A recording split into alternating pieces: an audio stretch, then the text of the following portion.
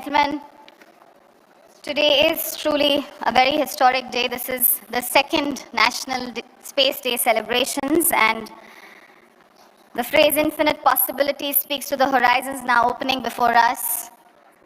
And we are truly grateful to the Honorable Minister of State for Space for gracing this occasion, the inaugural ceremony, with his presence. I would also once again request Dr. Pavan Goenka, Chairman in Space, to please join us on to the dais. Dr. Goenka. So he's going to be joining us very shortly, ladies and gentlemen.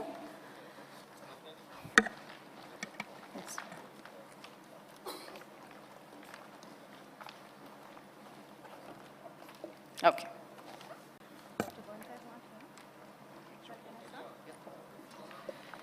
So namaskar and a very heartfelt welcome, ladies and gentlemen, to the inaugural session of National Space Day 2025. Let's have a huge round of applause, yes, as we partake in the celebrations of the National Space Day 2025. Dr. Pavan Goenka, Chairman in Space, also here with us. May I invite you, sir, to please take your seat. And today, ladies and gentlemen, we gather not only to commemorate, but to propel India's celestial odyssey, where ancient wisdom meets modern innovation and ambition blends with cosmic purpose. India's journey into the cosmos is a saga deeply anchored in our ancient wisdom. Our forebears, the early astronomers, meticulously charted eclipses, comets, and planetary alignments, integral to Vedic studies, dating back to 1500 BCE and even earlier. And that timeless legacy continues to bloom as India stands tall today as a global space power, driven by innovation, guided by vision, and propelled by fearless aspiration. And since our first National Space Day in 2024, India has not stood still, and the cosmos has echoed back our advancements. The SpaceX mission showcased orbital mastery with a successful docking maneuver in orbit. The Aditya L1 Solar Observatory has completed a year of groundbreaking solar studies, while GSLV F-15 proudly marked ISRO's 100th mission. The NISAR mission, launched on July 30th, 2025, will start delivering unmatched Earth imaging for disaster response and climate monitoring. Preparations for Gaganyaan 1, India's first uncrewed human spaceflight test, are advancing for launch later this year. And alongside, NSIL has realized second demand-driven satellite, and InSpace has successfully enabled India's first public-private partnership in satellite building. And I'd also like to share with you that ISRO has unveiled the concept of a next-generation heavy-lift launch vehicle, paving the way for realizing Indian space station and crewed lunar missions. And writing a new chapter of human presence in space, Group Captain Shubhanshu Shukla became the first Indian to visit the International Space Station, completing the Axiom 4 mission with over 60 experiments and 20 outreach events, calling it India's second orbit. And here he is seated on the dais with us. Ladies and gentlemen, 23rd August remains a date etched forever in golden letters in India's history, the day Chandrayaan 3 touched down on the moon's southern hemisphere. And that moment was not just a technological triumph, it was an emotional milestone engraved into the heart of every Indian when our Honorable Prime Minister Shri Narendra Modi ji declared it as National Space Day. This day is not merely a celebration, it is a reaffirmation of resolve, a day to strengthen our commitment and to chart the future of India at the frontiers of space. And the theme of this year's National Space Day encapsulates the spirit of Aryabhatta to Gaganyaan, ancient wisdom to infinite possibilities. And this reminds us that our journey is both civilizational and futuristic, rooted in heritage, yet rising to embrace boundless horizons. As we celebrate, we also recommit ourselves to touching not just the moon and beyond, but touching lives here on Earth through the power, promise, and purpose of India's space story. It is a journey that draws strength from our ancient wisdom while opening doors to infinite possibilities. Now, to highlight the significance of this historic day and to welcome the Honorable Minister and our esteemed guests, it is my privilege to introduce and invite for the welcome address the Secretary, Department of Space, Chairman, Space Commission, and Chairman, ISRO, Dr. V. Narayanan. He's a distinguished propulsion scientist and rocket technologist. Dr. Narayanan started the scripting of a new chapter in India's space journey since January 2025. And under his visionary leadership, India's space program is scaling bold new frontiers from Chandrayaan 4 and Gaganyaan to India's first steps towards lunar bases and next-generation heavy-lift launch vehicles. It is his leadership that is shaping not only missions, but also the nation's place as a global space leader. Sir, we now request you to please address the gathering. Ladies and gentlemen, please welcome Dr. V. Narayanan, Secretary, Department of Space, Chairman, Space Commission, and Chairman, ISRO. Namaskar, good morning. On behalf of the Department of Space, let me express our greetings on the occasion of National Space Day celebration to each and every one of you who are here. Honorable Minister of State, Jitendra Singh Ji, Chairman in Space, Principal Scientific Advisor to PM, Secretaries of various departments, Space Commission member, Director, IASC, our former Chairman and Secretary Department of Space, under whose guidance the Chandrayaan 3 was successfully accomplished, Mr. Somanath sir, Directors of ISRO centers and units, Program Directors, Project Directors, Mr. Shukla ji and all the 4 Gaganyaan 3s identified by Honorable Prime Minister, my dear friends from DOS ISRO family, and students, media, persons from media, very, very good morning to all of you. It is a great privilege and honor for me to welcome all of you and all the gatherings here for the second National Space Day celebration. When you see the National Space Day, I think we have to thank a couple of people. 23rd August 2023 was a historical day. India successfully soft landed Chandrayaan 3 near the south pole of moon, and we became the only one country and first country successfully soft landed near the south pole of moon. On this occasion, first of all, I have to express our gratitude to all the people for that great achievement. Honorable Prime Minister of India, who is a visionary leader, and our minister, who has given directions and guidelines to carry out the space activities.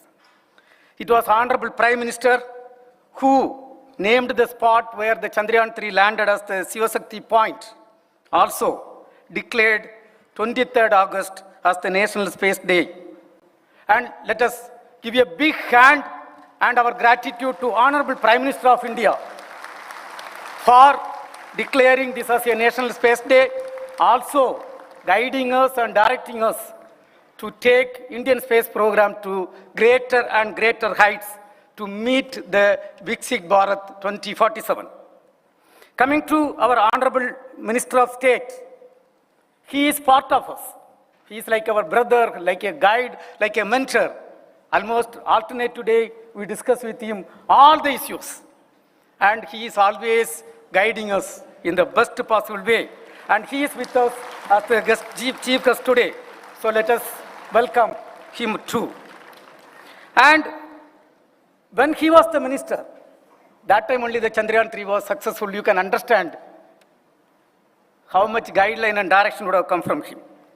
Coming to next person, when you talk about the Chandrayaan missions, the Chandrayaan 1, which found water molecule on the water molecule on the moon, was accomplished when the great people chairman, Madhav Nair was the chairman of ISRO. And then Chandrayaan 2, Dr. Sivan was in the forefront leading. Not only leading, Chandrayaan 2, you all know we could not soft land it, but we have placed the best camera of India in moon's orbit, the on-orbit high-resolution camera. The credit goes to Dr. Sivan and the entire team at that point of time. And when Chandrayaan 2, there was a setback. There was a national committee constituted, and I think a couple of members are here. There were a 10-member committee. And we were given a direction to complete the studies in 30 days and submit the report. And I want to tell dear friends, it was a Herculean task, but the committee worked almost 3.5, only slept almost 3.5 hours per day. And a 1100-page report with 107 recommendations was submitted to then Chairman Dr. Sivan. And today, entire thing is implemented. And the success came when Dr. Somanath was the chairman of ISRO. So let us give a big hand when Somanath led the entire team from the forefront for that great success. Then comes to the Mars orbiter mission. India is the only country and first country accomplished Mars orbiter mission in the first attempt. And Dr. Radhakrishnan, who was leading from the forefront. And let us also thank him on this occasion. And there are leaders. Dr. Kiran Kumar. Without Kiran Kumar, there is no interplanetary missions. Every mission, his hand was there. Chandrayaan 1, Chandrayaan 2, Mars orbiter mission. And Aditya, everywhere he was there. And of course, all our former chairmen, starting from Sarabhai to Professor Satish Dhawan to Professor UR Rao to Professor Menon to Dr. Kasturirangan, one of the greatest son of soil. So on this occasion, let me remember all of their contribution. Let me thank them on this fantastic day. And dear friends, after the last year's celebration was done here under the leadership of Dr. Somanath. And after the last year's celebration, lot of achievements and accomplishments. One of the major achievements is the sending our own Gaganyaan 3 to International Space Station, ISS. And it was again Honorable Prime Minister who was to be thanked. It was his idea that before sending the Gaganyaan 3 through our rocket, we should send one of them to the International Space Station. And his vision led to a great success. Today, ISRO team has successfully executed, and Suklaji has gone to the space station and come back safely. Let us give a big hand to Suklaji.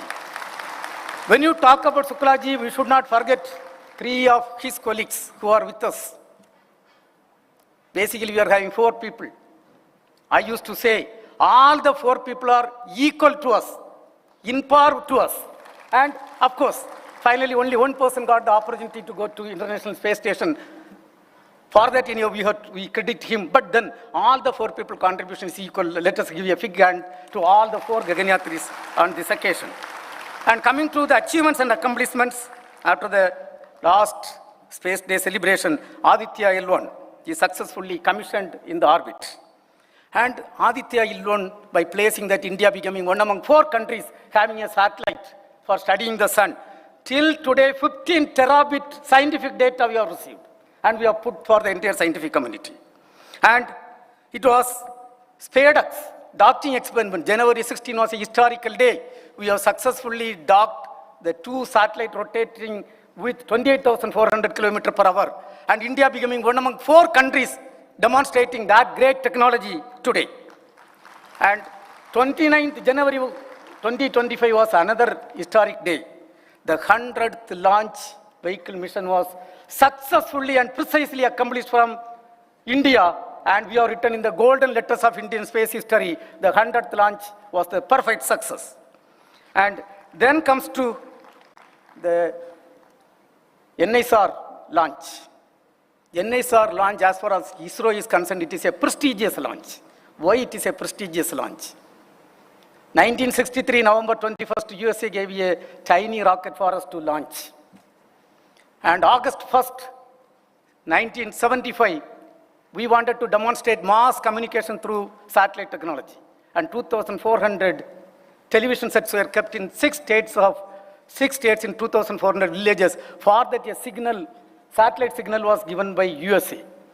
Truly, we were 60 years behind advanced countries in the space program at that point of time.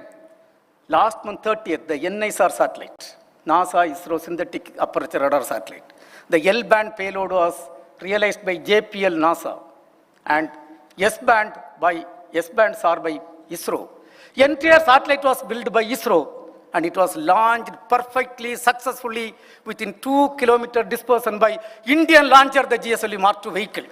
And today, dear friends, a country which was 60 years behind advanced spacefaring nations, we are rubbing shoulder to shoulder with the developed nations.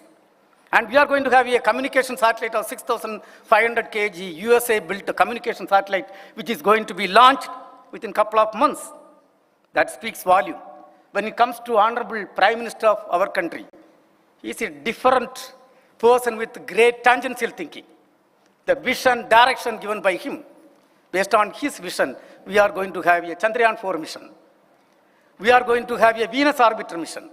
We are going to have a space station called BAS. By 2035, India will have a space station on its own, and the first module will be lifted off by 2028. And he has given approval for a NGLV, next generation launcher. And next generation launcher configuration little bit we have modified. The first launcher which lifted off from Indian soil, the SLV-3, the project director was none other than APJ Abdul Kalam, and done under the leadership role of Professor Satish Dhawan. That capability of the vehicle was hardly 35 kg to low Earth orbit. I don't underestimate capability. At that point of time, it was a great capability. And the lift-off mass of the rocket was 17 tons. From that, we have moved gradually, step by step. Today, we have conceived a rocket to take 80,000 kg to low Earth orbit, and a 40-story height rocket with 2,600-ton capability, lift-off mass capability, powered by 27 240-ton LOX methane engine. What a significant and great progress. And dear friends, lot of new technologies we have demonstrated this year. The semi-cryo propulsion system, we have made breakthrough. The test stand was declared to the country by Honorable Prime Minister of India in 2023. We have completed almost 7 tests in that test stand. High thrust electric propulsion, lot of things are done. And finally, yes, satellite launch vehicle, everything is meant for application for the common man of this country. And application, we are doing outstanding work. There are 55 applications. And we had a national meet after 10 years. Yesterday we have concluded, and that has given a direction, guideline for the application, including sat communication, satellite navigation, and earth observation for the country. We conducted based on the direction of Honorable Prime Minister Chintan Shivir. He has given the vision for 2047. We have written the roadmap how to achieve that vision. Also how to take the space program up to 1962. Being the 100 years of ISRO, Indian space program. We have charted out the entire program. Today, everything is going to be released here. The theme of today's space program, Space Day celebration, from Aryabhatta to Gaganyaan, which pays tributes to the progress achieved by our ancient astronomers and mathematicians. Over the decades, we have mastered a lot of technologies in the space program. In nutshell, under the visionary leadership of Honorable Prime Minister and able guidance of our Minister of State, and we have got the principal scientific advisor to PM. He gives then and there necessary direction and guideline. Also, the Space Commission members are here. IIC Director is here. And Kiran Kumar sir could not participate. And with all their guideline, vision, and the strong foundation made by the former leaders of ISRO, and the contribution of each and every one of you, I would like to say by 2040, India will be, based on the direction of Prime Minister, we are going to land on the moon, the crewed mission will be on the moon, and we are going to bring back safely. Thereby, 2040, Indian space program will be in par with any other spacefaring nations, in terms of launcher, in terms of human spaceflight program, in terms of application, in terms of satellite, everything will be in par. Thanks to the entire leaderships. And coming to my role, I think I am not going to dwell much. First of all, let me welcome Honorable Minister for this very, very important National Space Day function. Let us welcome him.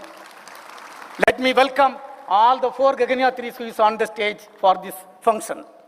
Let me also welcome InSpace Chairman. Let me welcome the former Chairman, Mr. Somnath, who was leading the role during the last Space Day celebration. He is with us. Let us welcome him. Let us welcome our PSA, Principal Scientific Advisor, who is with us. He is going to give the keynote speech. Let us welcome IIC Director, who is the Space Commission member for this function. Let us welcome the senior secretaries, including Secretary, Science and Technology, and other secretaries for this very, very important function. Let me also welcome all the directors, unit directors, center directors, program directors, project directors, and all ISRO team for this function. When I welcome all of you, I will fail my duty unless I welcome all the family members who are here. Not everybody, couple of family members are there. But for their support, surely we cannot perform well. I think Suklaji also totally agreed with me. Without Madam support, he cannot perform well. And without my wife's support, surely I cannot perform well. That you all agree. So let us welcome all of them for this function. And very, very important team, which I have to acknowledge, is the Prime Minister's Office, PMO team, represented by Mr. Vipin Kumar. I think he is here in the front. And PMO strongly give clear direction. Whenever we little bit deviate here and there are clear directions, guidelines. So let me also thank them for their outstanding contribution. They are part of us, and we are part of them, and we are taking the program together. So with this, there are young students. You are the future leaders. Surely India will become a developed country by 2047. And based on the visionary leadership of our Honorable Prime Minister, I request all of you to think tangentially and think how to contribute to make this country as a developed country, and request you to contribute whatever way it is possible. Thank you. Let me once again welcome each and every one of you for this second National Space Day celebration. Thank you. Jai Hind. Thank you very much, sir, for your inspiring words of welcome and also for walking us through the luminaries who have led from the front in all of India's historic space missions and all the missions for the future. Your address has set the perfect tone for today's celebrations. Thank you, sir. Ladies and gentlemen, we are now honored to welcome to the podium Dr. Pavan Kumar Goenka, Chairman InSpace, a Padma Shri awardee and former Managing Director of Mahindra & Mahindra. Dr. Goenka has been the architect of India's modern space reforms, from spearheading the journey of India's private sector to liberalizing FDI norms, and from nurturing startups to launching the decadal vision. His leadership has transformed India's space sector into a very vibrant, globally competitive ecosystem where India's space story has become a shared national endeavor. Ladies and gentlemen, please help me welcome, since he's already at the podium, Dr. Pavan Goenka. Minister of State for Space, Dr. Chintan Shivir, Secretary DOS and Chairman ISRO, Dr. V. Narayanan, the Gaganyaan friends. Let me extend my personal welcome to the second edition of National Space Day. After the inspiring and energizing speech by Dr. V. Narayanan, there's nothing more for me to add, but I've been given 3 minutes, so I will take those 3 minutes. If you look at last year, in our first National Space Day till today, tremendous progress has been made in the space sector, both from ISRO and from the private sector.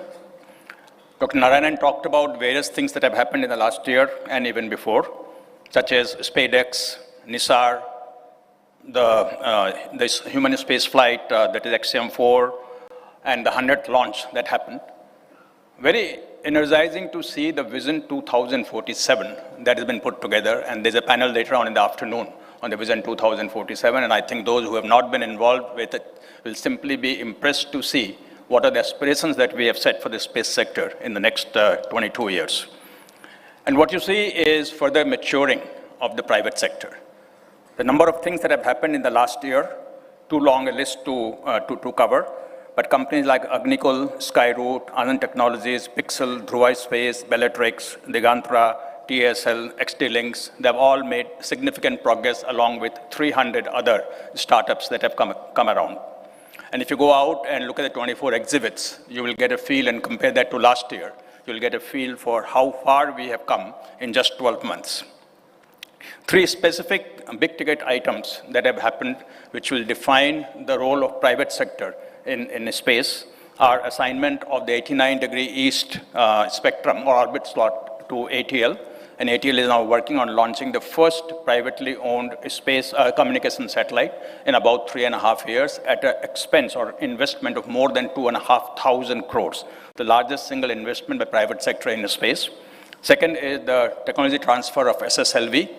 Again, for the first time ever, other than Space Agency of India would be making or owning a complete launch vehicle. And third is awarding the EO constellation to the consortium led by Pixel And again, and all the force companies are outside, and they'll be investing more than 1,200 crores to set up this constellation. All of these were done through a bidding process, and the zero bid of Pixel consortium is talk of the town, that how can somebody bid zero when the government is offering 350 crores. And to me, it's a very big statement of the confidence that the private sector has in the future opportunities in space. And we feel very, very positive about what lies ahead for us with this kind of enthusiasm that private sector is showing in the space sector. The task of ISRO and InSpace is to make sure that these three initiatives of private sector become successful, and we have to do everything that we can and we will to help them succeed. There are a lot many opportunities that have been identified yesterday with National Meet 2.0, and as I said yesterday, that will keep us busy for the next 5 years to deliver on all the expectations of various government departments and the states. Let me conclude by assuring our Honorable Minister that the vision of the Honorable Prime Minister of private sector playing an important role and is becoming a reality, with unwavering support from you, sir, for that Prime Minister's vision. And I also thank my ISRO colleagues for fully supporting InSpace in fulfilling our mandate to help private sector play a big role in space. Again, thank you very much for being here today, and you will go back with a lot more excitement about the space sector in India, as Dr. Narayanan has just pointed out. Thank you very much. Thank you very much, Dr. Goenka, for that very compelling address. And ladies and gentlemen, on this momentous occasion, we're also very privileged to hear from the Honorable Prime Minister of India, Shri Narendra Modi ji. His vision has been the guiding force in positioning space as a cornerstone of national development and a driver of global collaboration. So let us all now listen to his special message for the second National Space Day celebrations.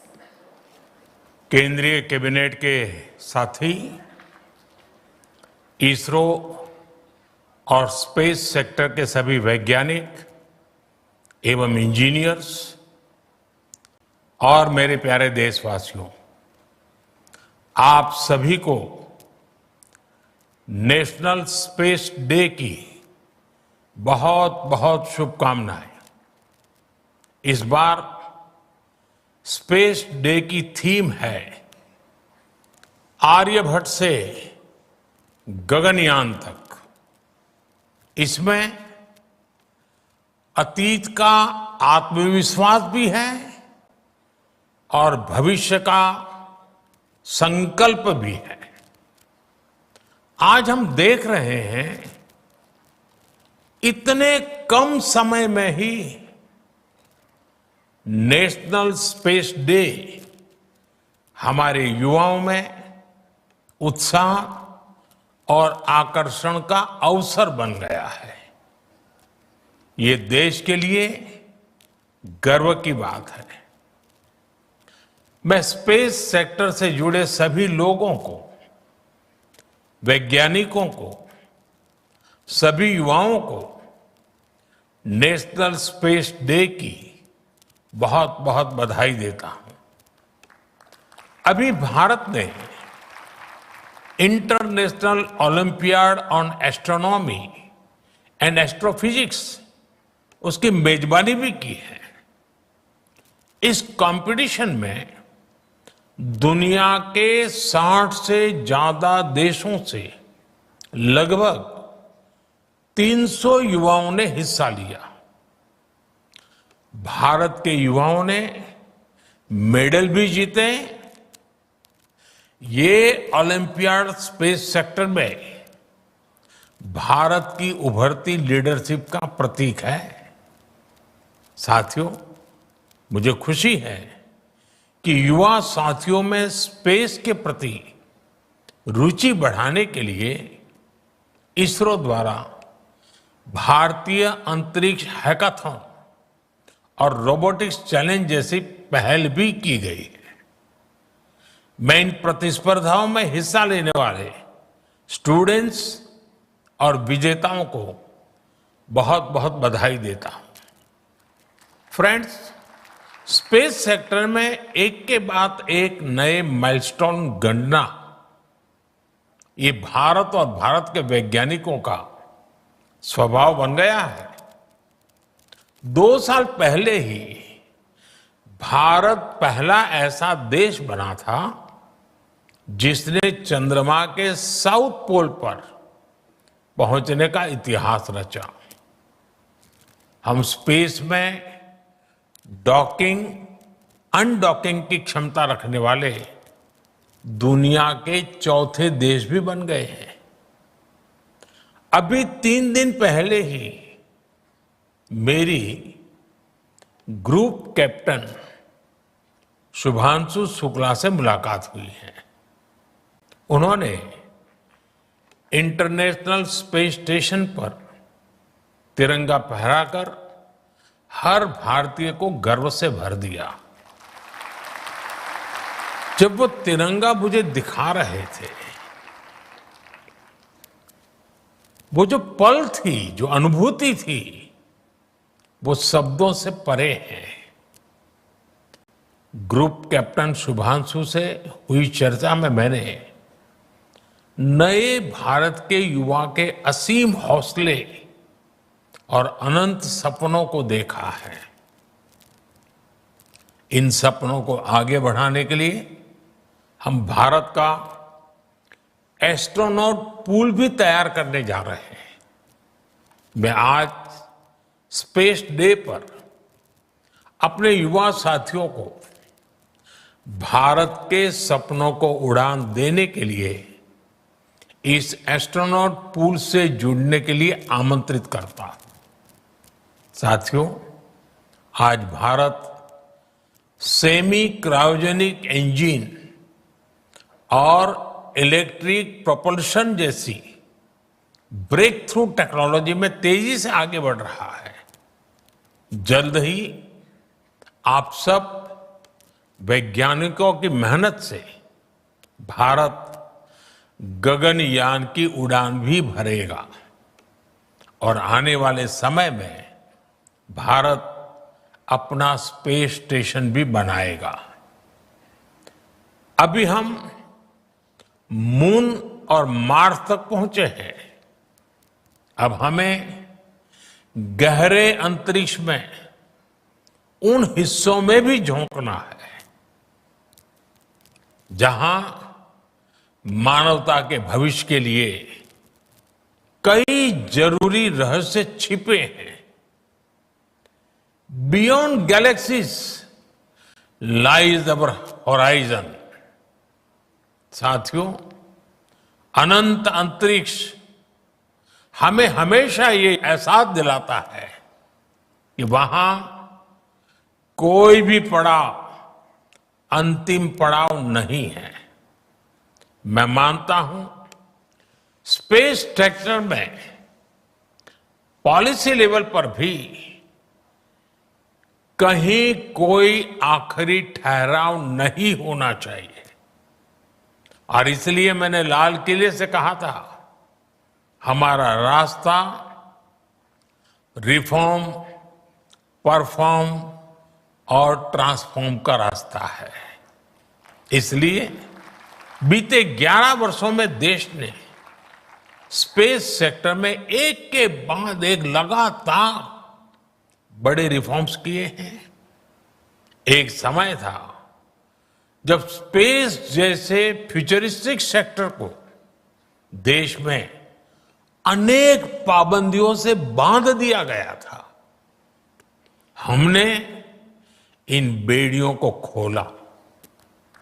हमने private sector को space tech में permission दी और आज देखिए देश में 350 से ज्यादा स्टार्टअप्स स्पेस टेक के इनोवेशन और एक्सेलरेशन का इंजन बनकर उभर रहे हैं। इस कार्यक्रम में भी उनकी बढ़ चढ़ करके उपस्थिति दिख रही है। हमारे प्राइवेट सेक्टर द्वारा बनाया गया पहला PSLV रॉकेट भी जल्द ही लॉन्च किया जाएगा। मुझे खुशी है कि भारत की पहली प्राइवेट कम्युनिकेशन सैटेलाइट भी बनाई जा रही है। पब्लिक प्राइवेट पार्टनरशिप के जरिए अर्थ ऑब्जर्वेशन सैटेलाइट कॉन्स्टलेशन भी लॉन्च करने की तैयारी है।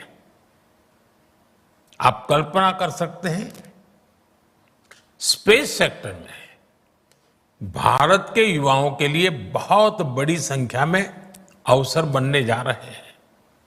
साथियों, मैंने 15 अगस्त को लाल किले से ऐसे अनेक क्षेत्रों का जिक्र किया था जिसमें भारत को आत्मनिर्भर होना बहुत जरूरी है।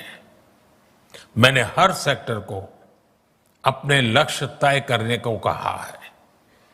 आज स्पेस डे के दिन मैं देश के स्पेस स्टार्टअप से कहूंगा, क्या हम स्पेस सेक्टर में अगले 5 वर्षों में 5 यूनिकॉर्न खड़े कर सकते हैं? अभी हम भारत की धरती से साल में 5-6 बड़े लॉन्च देखते हैं। मैं चाहूंगा कि प्राइवेट सेक्टर आगे आए और अगले 5 साल में हम उस स्थिति में पहुंचे कि हर साल 50 रॉकेट लॉन्च कर पाए, हर सप्ताह एक। इसके लिए देश को जिन नेक्स्ट जन रिफॉर्म की जरूरत है वो करने का सरकार का इरादा भी है और इच्छा शक्ति भी है।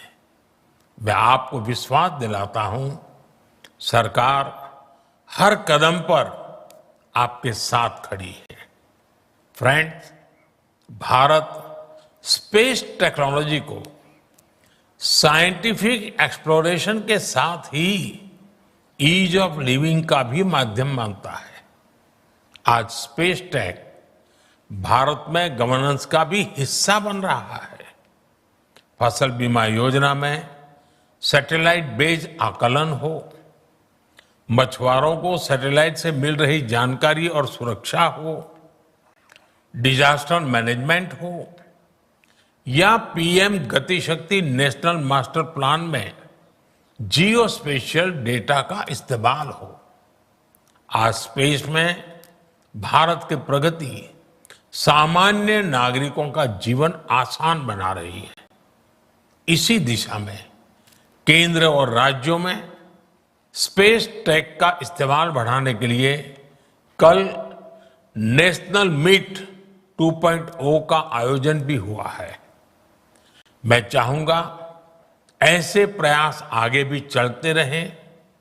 हमारे स्पेस स्टार्टअप भी नागरिकों की सेवा के लिए नए सॉल्यूशंस दे, नए इनोवेशंस करे।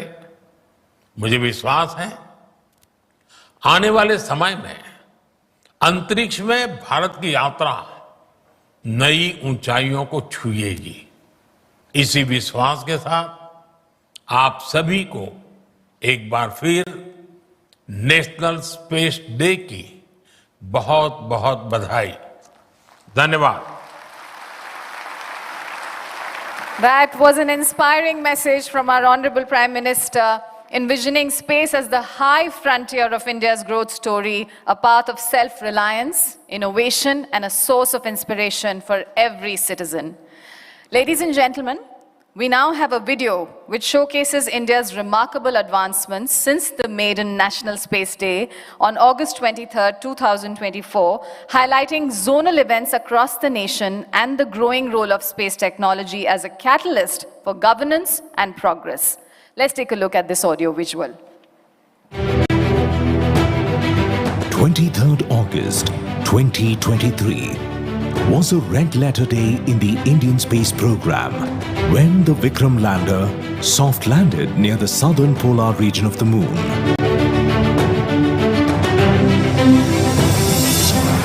23 अगस्त को जब भारत ने चंद्रमा पर तिरंगा फहराया, उस दिन को अब हिंदुस्तान नेशनल स्पेस डे के रूप में मनाया जाएगा। The first National Space Day was celebrated throughout the nation on 23rd August 2024 with participation from ministries, industries, startups and academia. Since the last Space Day in 2024, the country has witnessed new milestones in the space sector. During the period, more than 200 significant achievements have been accomplished. Prominent among them include innovative missions such as the Space Docking Experiment, 100th launch from Shar GSLV F-15, first Indian aboard the International Space Station, and joint ISRO-NASA NISAR mission. ISRO continued its focus on readying the semi-cryogenic engine, testing and integration of Gaganyaan hardware, and construction of SSLV launch complex. The government has also greenlit the development of the Super Heavy Lift rocket and the third launch pad TLP at Sriharikota, marking the dawn of a new era for India's space ambitions. The year also witnessed laurels in space science and exploration, with Aditya-1 capturing the first image of solar flare kernel in lower solar atmosphere, key insights on lunar data, and discovery of new exoplanet.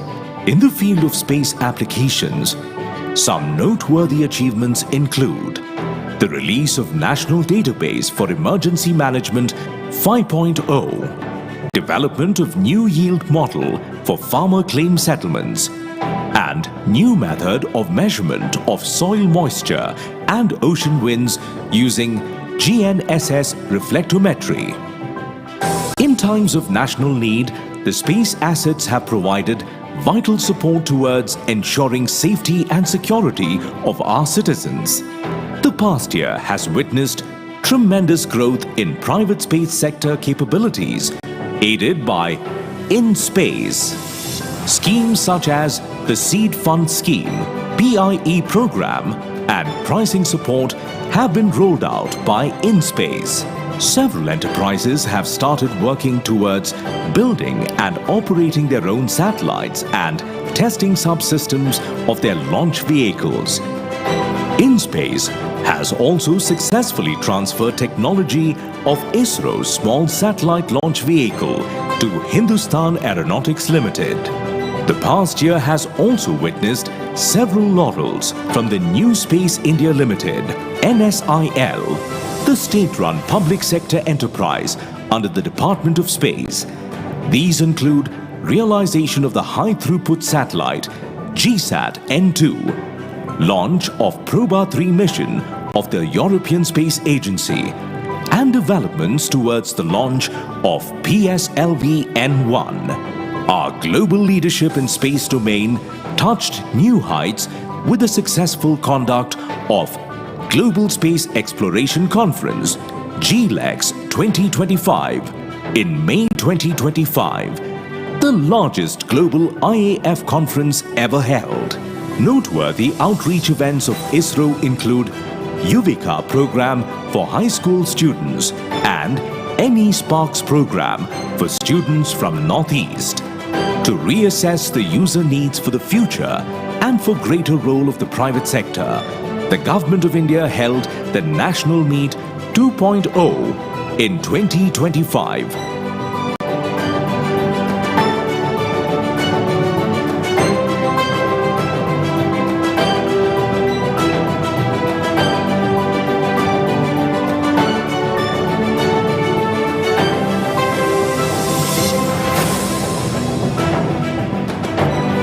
Towards this, more than 300 meetings were held with user departments since June 2025, developing next-generation instruments and missions, boosting industry participation, and embedding innovations are the major recommendations that emerged through the user interactions.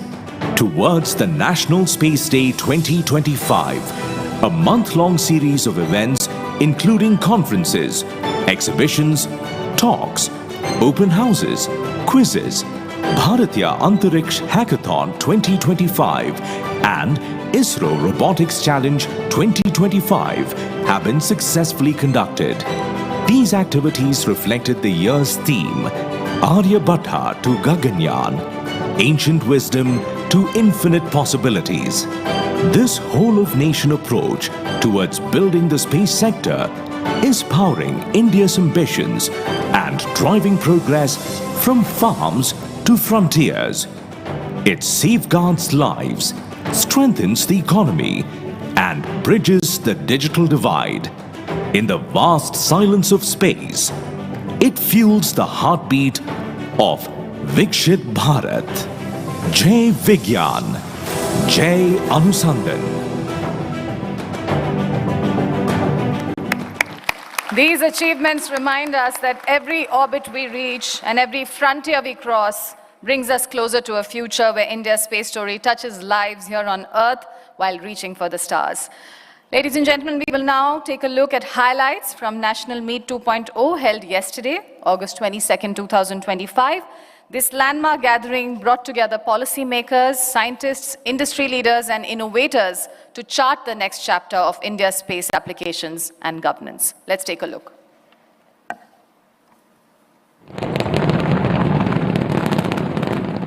Since beginning, India's space program has been more than rockets, satellites, and planetary missions.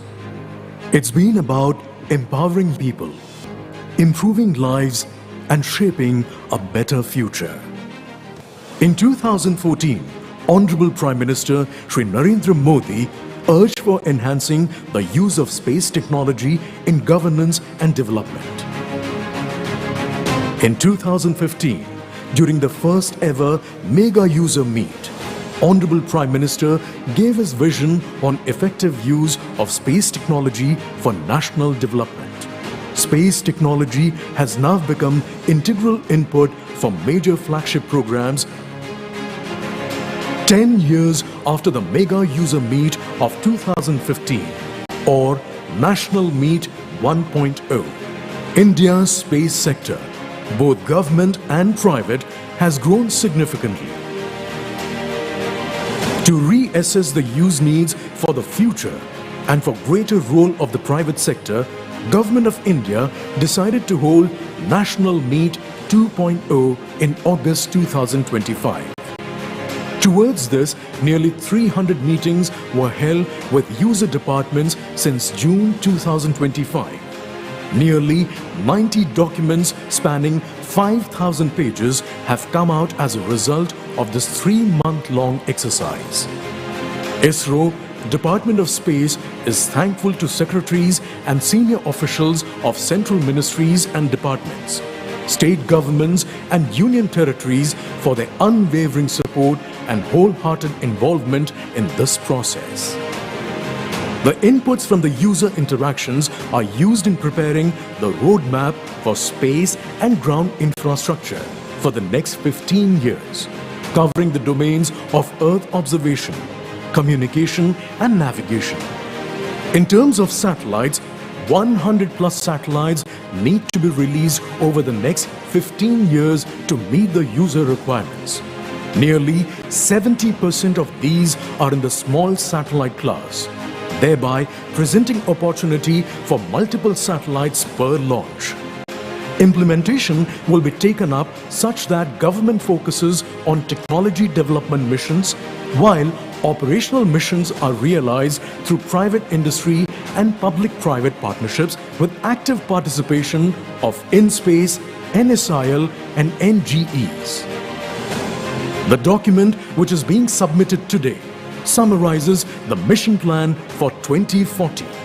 Aligning with the vision for Viksit Bharat, we hope for a future where space technology secures our food, water, environment, protects us from disasters and sustainable growth for all.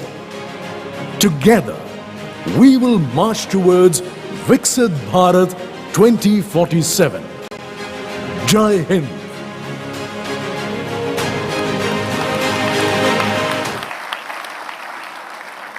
And ladies and gentlemen, we now move to a symbolic moment, the formal handover of the outcome report of National Meet 2.0 to the Honorable Minister of State for Space by Dr. V. Narayanan, Secretary, Department of Space. And to join in for this handing over ceremony, I also invite Shri Nilesh Desai, Director, Space Applications Center and Chair of the Apex Committee for National Meet 2.0. Also, Dr. Prakash Chauhan, Director, National Remote Sensing Center and Chair of the Program Management Council for Space Applications, please.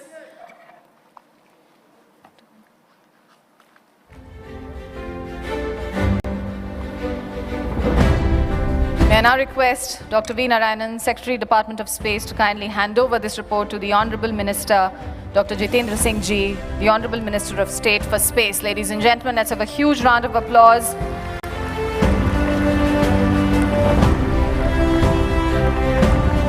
The deliberations of National Meet 2.0 reinforce the inclusive collaborative vision for harnessing space across every sector, a vision that strengthens India's march towards Viksit Bharat 2047.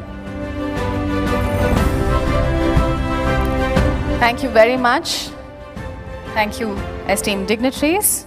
I thank Shri Nilesh Desai and I thank Dr. Prakash Chauhan as well.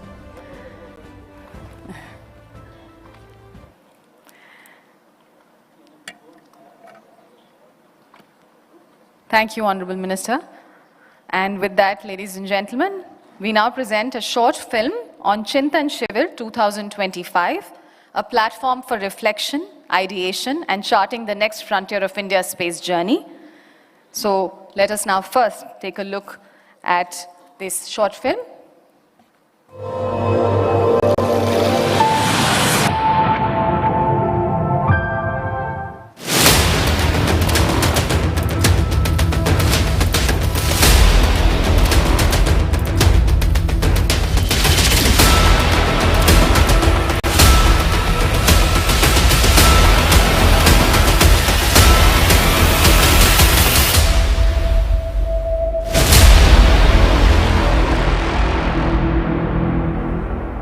In pursuit of the Honorable Prime Minister Shri Narendra Modi's visionary directive to elevate India's space aspirations, the Department of Space convened a landmark 2.5-day workshop, Chintan Shivir 2025, from July 16th to 18th, 2025 in the vibrant city of Visakhapatnam, a bold step toward shaping the nation's celestial future.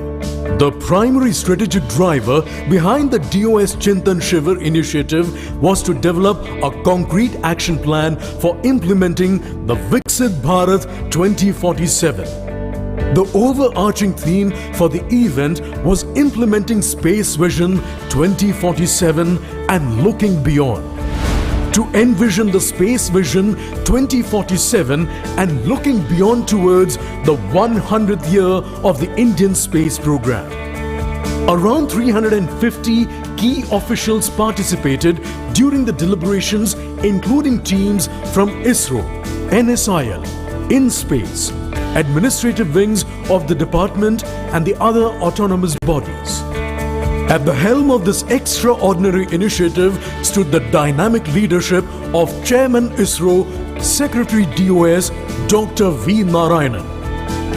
11 areas were identified for intense deliberations in the form of breakout sessions. The 2.5-day session has set the direction to harness the benefits of space technology for national development, along with targets for an exponential growth of the Indian space ecosystem, space applications, space infrastructure, space transportation systems, human space flight and capacity building in the short term, mid-term and long term. The Chintan Shivir deliberations help to assess the current gaps in the EO capabilities in supporting the application requirements and a roadmap of EO applications in the domains of ecosystem and food security, atmosphere and environment, climate, hydrology and cryosphere, and disaster risk reduction was chalked out. That is expected to position India as the global leader in Earth observation. The roadmap for satellite communication program aims to provide seamless connectivity, enhance network resilience and redundancy, broadband access extending to global locations by adoption of new technological solutions, including sovereign NGSO constellation. The Indian Navigation System, NAVIC, is proposed to be extended towards multiple orbits, enabling global coverage, meeting both civilian and strategic needs. A series of space science and exploration missions to destination within and beyond the solar system are planned that will complement the global space exploration efforts and also enrich the Indian space science ecosystem involving academia and research institutions. The Bharatiya Antariksh Station is poised to become a hub of scientific activity. The space applications require a robust space infrastructure, including satellite assets. The Chintan Shivir recommended the establishment of a secure, robust Bharatiya global grid, Bharatiya Akhand Sanchar Pranali, to deliver on-demand Earth observation data, and a Bharatiya Sarvatra Vishwa Darshini for precise navigation and resilient communication services at a global scale. This requires a whole-of-nation approach involving the private sector to build the satellites with the required capacity. The strategic space assets essential for national security over the long term in the backdrop of the evolving geopolitical scenario was also deliberated and embedded in the roadmap. The timely deployment of the space infrastructure planned in the next decade and beyond requires both higher capacity and payload capability for the space transportation systems. The Chintan Shivir outlined a roadmap including the prioritization of the development of a human-rated launch vehicle for crewed lunar missions to achieve the first Indian human lunar landing by 2040, along with cutting-edge propulsion technologies, cost-effective space access with fully reusable launch vehicles and hypersonic vehicles. In the area of human space exploration and habitation, the technology thrust up to 2047 will be towards enabling longer duration human spaceflight missions in LEO, missions beyond LEO to cislunar space, establishing an Indian lunar habitat with capabilities of sustaining short or medium stay on lunar surface. Beyond 2047, the roadmap primarily focuses on achieving capabilities for Earth-independent operations in cis-Martian space as well as Mars surface habitation. The fulfillment of these objectives require the concurrent establishment of the related ground infrastructure, skill development, academic or industry partnerships, and productive international collaboration, launch infrastructure, propulsion test facilities, and capacity development in new areas such as bioastronautics. The changes required in organizational policies and human resources towards meeting the outlined space vision were discussed along with avenues in space business and diversification plans. Chintan Shivir 2025 has provided a blueprint for planning our space missions, industrial capacity, academic growth, and over the next 3 decades. Space will definitely be a significant driver for a Atmanirbhar Viksit Bharat 2047.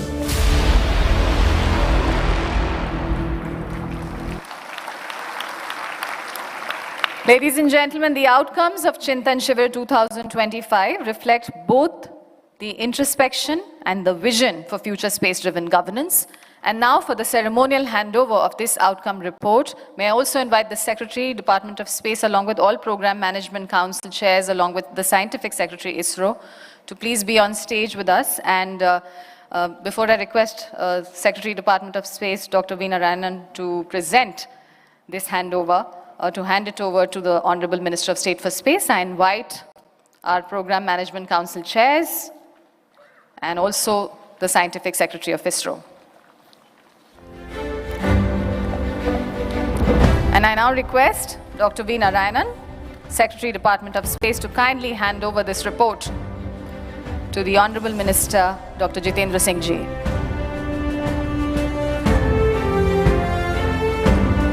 Ladies and gentlemen, let's have a huge round of applause. This handover symbolizes our collective resolve to transform ideas into action and to shape India's future in space with conviction of vision and unity of purpose.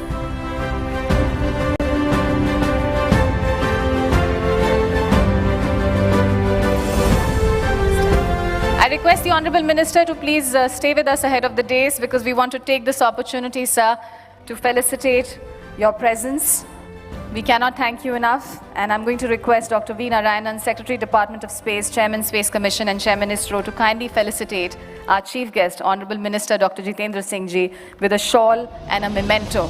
Ladies and gentlemen, can we express our gratitude in the form of a rousing, roaring round of applause for the Honorable Minister of State for Space, Dr. Jitendra Singh Ji.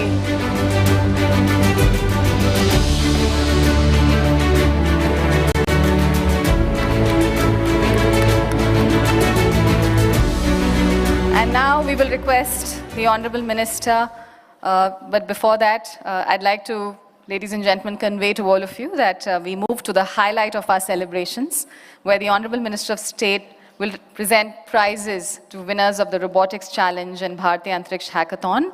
And before we invite the Honorable Minister to do that, let me just tell you a little about the Robotics Challenge first. The ISRO Robotics Challenge, URSC 2025, or IROC-U, is a national platform that nurtures young innovators in space robotics, preparing them to solve real engineering challenges for the future interplanetary missions. And this year's theme, ANAV, Autonomous Navigation for an Aerial Vehicle Without External Navigation Aids, carries the inspiring tagline, "Fly Me on Mars." And through this challenge, India's brightest youth are shaping technologies that will power our space exploration tomorrow. So I'm going to now request our Honorable Minister of State for Space to please distribute the prizes for the Robotics Challenge, sir.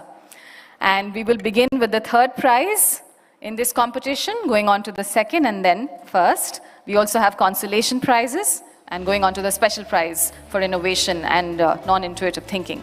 So we begin by calling on stage for the Robotics Challenge our third prize winner, Team Nyod from Karnataka. May I invite Saurabh Suresh Karki, Krishna Sai Golamudi, Amit Matthew, and Mallikarjun S. Kande. Let's welcome Saurabh Suresh Karki, Krishna Sai Golamudi, Amit Matthew, and Mallikarjun S. Kande. Team Nyod from Karnataka getting the third prize in the Robotics Challenge.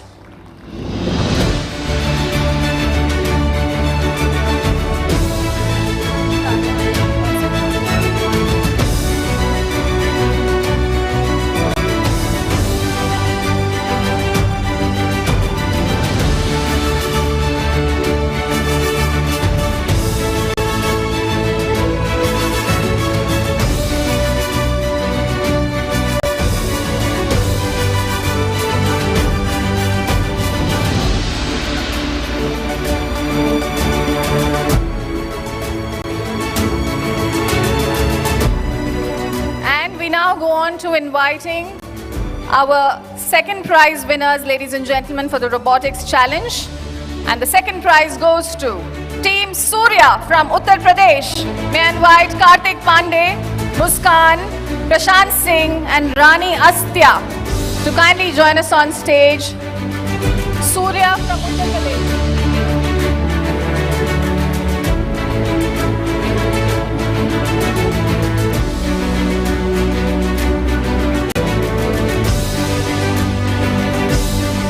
Let's have a huge round of applause for our second prize winners, ladies and gentlemen, Team Surya from Uttar Pradesh. We see big smiles on the faces of the team members, Kartik Pandey, Muskan, Prashant Singh, and Rani Astya. Very well done and many congratulations.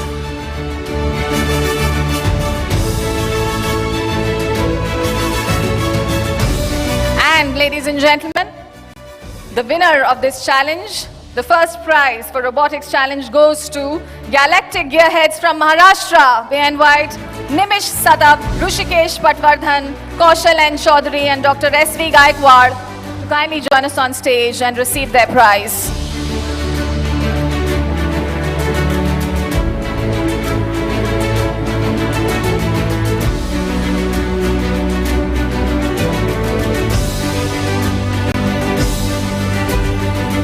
huge round of applause, ladies and gentlemen, for our first prize winners. Team Galactic Gearheads from Maharashtra. Nimich Satab, Rushikesh, Patwardhan, Kaushal N. Chaudhary and Dr. S.V. Gaikwad.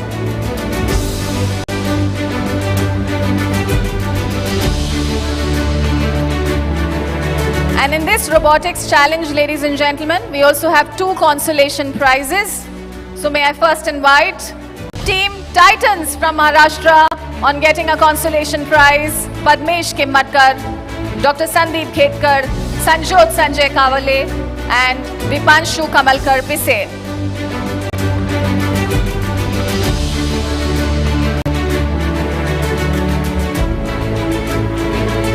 Team Titans getting a consolation prize. Team Titans from Maharashtra. The Titans are Padmesh Kimmatkar, Dr. Sandeep Khetkar, Sanjot Sanjay Kavale and Dipanshu Kamalkar Pise. Many, many congratulations on getting your consolation prize. And there is another consolation that goes to Cosmos from West Bengal. May I invite Somalia Malik, Shreyan Kundu, Muhammad Mustafa Abdullah and Subham Das. Cosmos from West Bengal walks away with another consolation besides the Titans. Here they are, Cosmos from West Bengal getting the consolation prize from the Honorable Minister, Somalia Malik, Shreyan Kundu, Muhammad Mustafa Abdullah and Subham Das.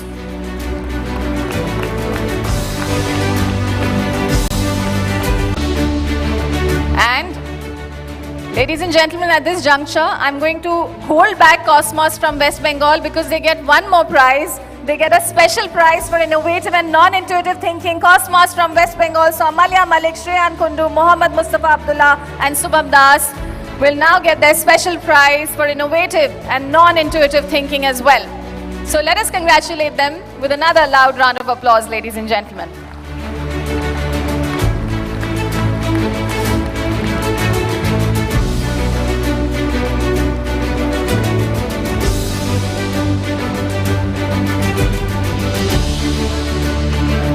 Congratulations to all the winners. Now we proceed to the prize distribution, ladies and gentlemen. And I will just describe it, sir. So I request you to please be seated. Bharatiya Antariksh Hackathon. So the Bharatiya Antariksh Hackathon, ladies and gentlemen, launched by ISRO in 2024, is a flagship initiative to ignite innovation among students in the run-up to the National Space Day. The 2025 edition, unveiled on June 18th, saw over 61,000 students and 8,744 teams. They tackled 14 problem statements across geospatial technology, space science, image processing, and AI and ML.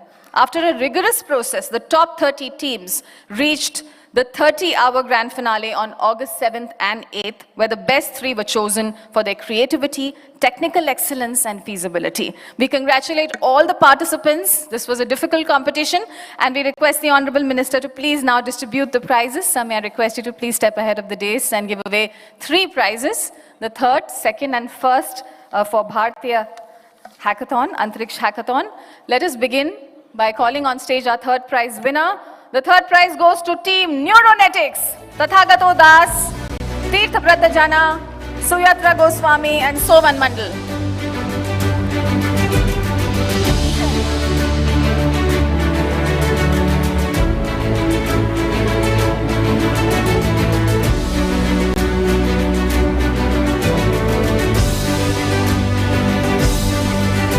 Ladies and gentlemen, can we do better on the applause? I thank you very much for your kind cooperation.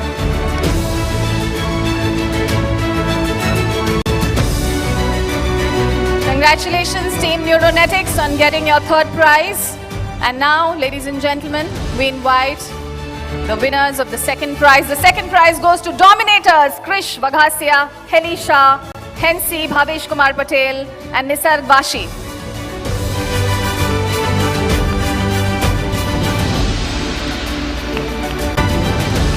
Thank you for the applause, ladies and gentlemen. Thank you very much for encouraging these students. Dominators walking away with the second prize, Krish Vaghasya, Heli Shah, Hensi Bhavesh Kumar Patel and Nisarg Vashi. Congratulations to you.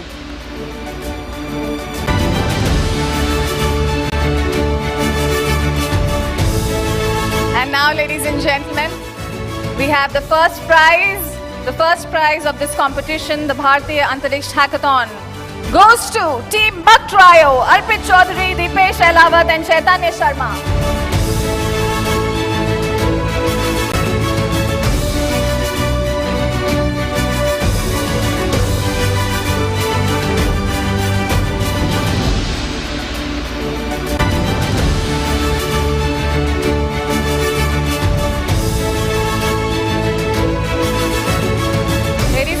Team Bug Trio getting the first prize. Arpit Chaudhary, Deepesh Ahlawat and Chaitanya Sharma, many congratulations to you. And I thank the esteemed Honorable Minister. Thank you, sir, for doing the honors again. I request you to please be seated now. And ladies and gentlemen, we are indeed delighted to have on the dais our Gaganyatris. So I think it's only fair if we request them to share their views in under 2 minutes, if that's all right.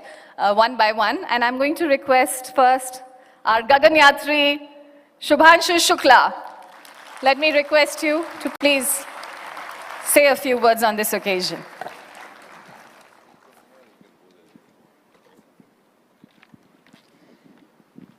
Well, good morning to everyone. This is a surprise test. I was not expecting to speak, but I am so excited to see this, the excitement amongst all of you with what we are planning to do. I was just thinking about this, what is happening here. 2 years ago, we did not have this celebration. Last year, we started 2024, and this is 2025. And within 2 years, this is the excitement that we have been able to create. We have some really big ambitions going forward. Gaganyaan mission, Bharatiya Antariksh Station, and eventually landing on the moon.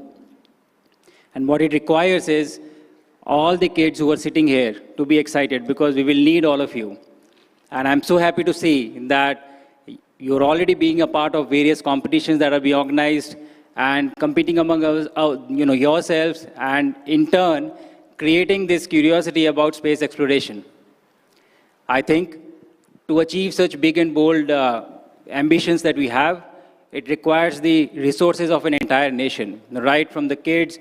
ISRO is already doing a fantastic job in involving everyone, because this is what we need going into the future. The industries, the schools, the academia, and the resources of the entire country to make these ambitions a reality, a goal. The celebration or the excitement that I see here in this room, let me tell you, in the past 1 year, I've been traveling globally for my training for the Axiom 4 mission to the International Space Station. This excitement is not limited to this room. This excitement for India is present all over the world.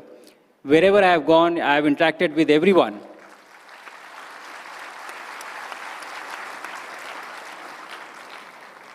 My crewmates and the various teams at Japanese Space Agency or European Space Agency, wherever I have been, they are much more excited about our mission, because I was preparing for the flying to the International Space Station, and the questions would inevitably be, when is Gaganyaan going to fly?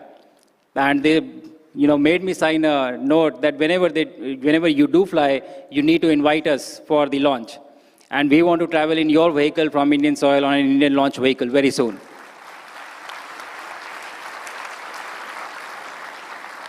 So I think the excitement is very real. We have great ambitions, and I think now, since the responsibility has been given, it is our job and duty to perform them. And so I'm so happy to see that is already happening in a lot of ways, and I can't tell you how excited I am to be present here at this point of time. I think this is the golden period for our country as far as space exploration is concerned. Let's get higher and faster together. Thank you. Thank you very much. May I now request our Gaganyatri, Prashant Balakrishnan Nair.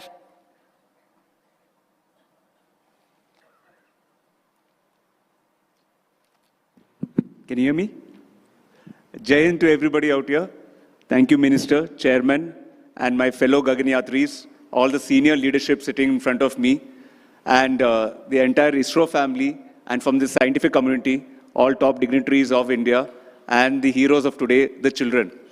When I was young, I used to always see those newspaper clippings that something is happening in Delhi. Many other events, with children go, a lot of competition and all. I'm still not that side, I'm on this side and still envy the children who came out here and got all those awards. It's a fantastic achievement. So let's hear it again for all of them.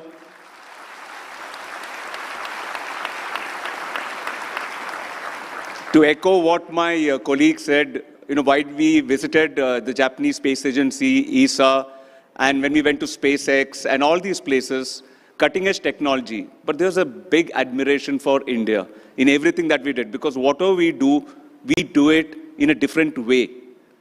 So we are not looking too far when these people will be here in our own land and hoping to fly with us in the Gaganyaan.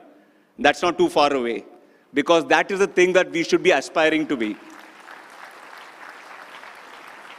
The theme for today's session is ancient wisdom to infinite possibilities. This is the whole theme for this year's. What does it stand for? Actually, this is where you need to actually look deep into what India provides all of you, which other countries do not. Whenever we light a lamp before any function, the other day when this entire thing was inaugurated, just 2 days back, there is something which is invoked. And we don't pay too much attention to it. And that's why today we are celebrating such people like Aryabhata. It is invoking Vakratunda Mahakaya Surya Koti Samaprabha Nirvignam Kurme Deva Sarva Karyeshu Sarvada. We say these, but we don't understand what it is. And this is our ancient wisdom, that Vakratunda is Ganesha, the Ritambra Buddhi, big, Mahakaya. This is what we bring, creativity, something totally different, like the awards which are won today. And Surya Koti Samaprabha, to be resplendent like the sun. We just now with Aditya took a photograph also. Think out of the box and to remove all obstacles along the way. Nirvignam Kurme Deva, in everything that we do and always. Sarva Karyeshu and Sarvada. Just by remembering this ancient wisdom, we can unlock infinite possibilities. And with that, I would like to end by saying, Jai Hind, Jai Bharat, and Jai Vaigan. Thank you. Thank you, sir. And now may I invite Gaganyatri Angad Pratap. Very good morning to everyone present, Honorable Minister, sir, Chairman, sir, and distinguished guests and friends, families. This is a great moment that all of us have been able to come here, gather here for celebrating the National Space Day 2025. What each one of us should really understand today here is, as an Indian first, is what is the kind of potential we have as a country. And of course, we are able to celebrate this because we have right now a government which is really supporting the space sector. We can't forget the fact that we are riding on the hard work of decades and decades of, hard work which has gone in from our scientific community. Especially when I talk about this, I'm talking about the Indian Space Research Organization. There are a lot of people who have toiled very hard under a lot of hard working conditions. These were not ideal working conditions, and these were very, very intelligent people who chose to work for an organization called the Indian Space Research Organization. And in spite of having a lot of better pastures outside India or in the private community within India. So I would first of all request all of you to appreciate the fact that all of us are primarily present here and we are able to celebrate this day because of those people. And I would request all of you to please give a round of applause for all the names which even Chairman Sir brought out in his short speech. In fact, I firmly believe that today you have 4 individuals amongst this distinguished panel who are able to wear this jacket primarily because of the hard work, the capability that ISRO has, that from here on we can take a human space. We can even think of undertaking a human space mission. I'll keep it short. Human space mission is not the same as any other space mission. It is multiple missions in one mission. That's probably one of the reasons why it's more complicated and it ends up taking more time. As a country, I believe firmly, and I'm very sure about this, that we have to bring on board the collective national potential into the space sector to make this human space flight possible for us. Because by 2047, the kind of vision we have, as of now, one of the key things which is stopping us from becoming a superpower is this human space flight thing. So let's work together towards it. Thank you, everyone. Thank you.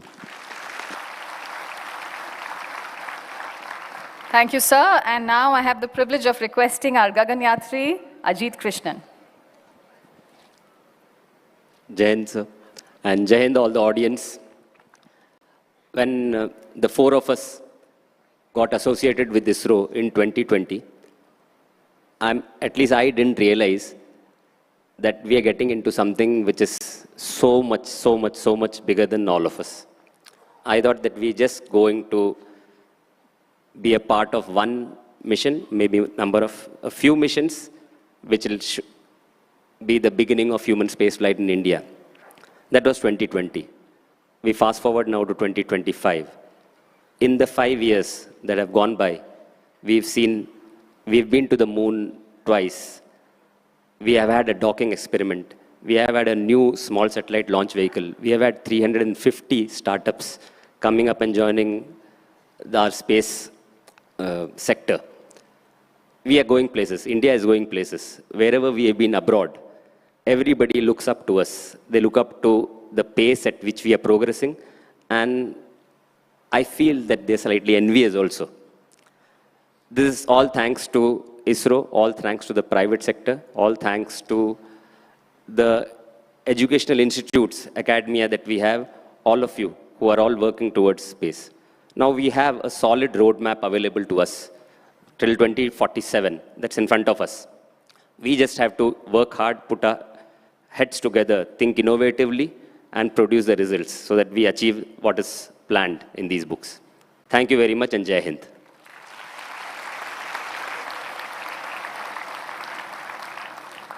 Thank you to our Gaganyatris for those heartfelt remarks. And ladies and gentlemen, it is now my privilege, my honor to say that Honorable Minister Dr. Jitendra Singh Ji, a medical professional by training and a seasoned parliamentarian, has been one of the most articulate voices of the government in advancing India's science, technology, and innovation agenda.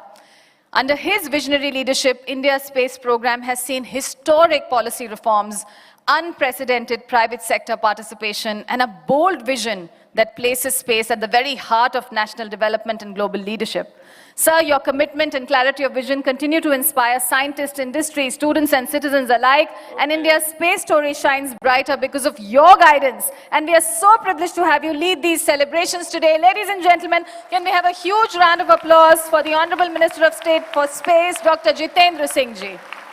Thank you. I hurriedly came to the dais. I thought that will stop her, but anyway, it sounds very flattering. Thanks for a very kind introduction. So amongst us, the Chairman, Dr. Narayanan, Chairman in Space, Dr. Pavan Goenka, our four astronauts, Subhashu, Prashant, Angad, Krishna. I can see all the senior members of Team ISRO, our former chairman, Somnathan.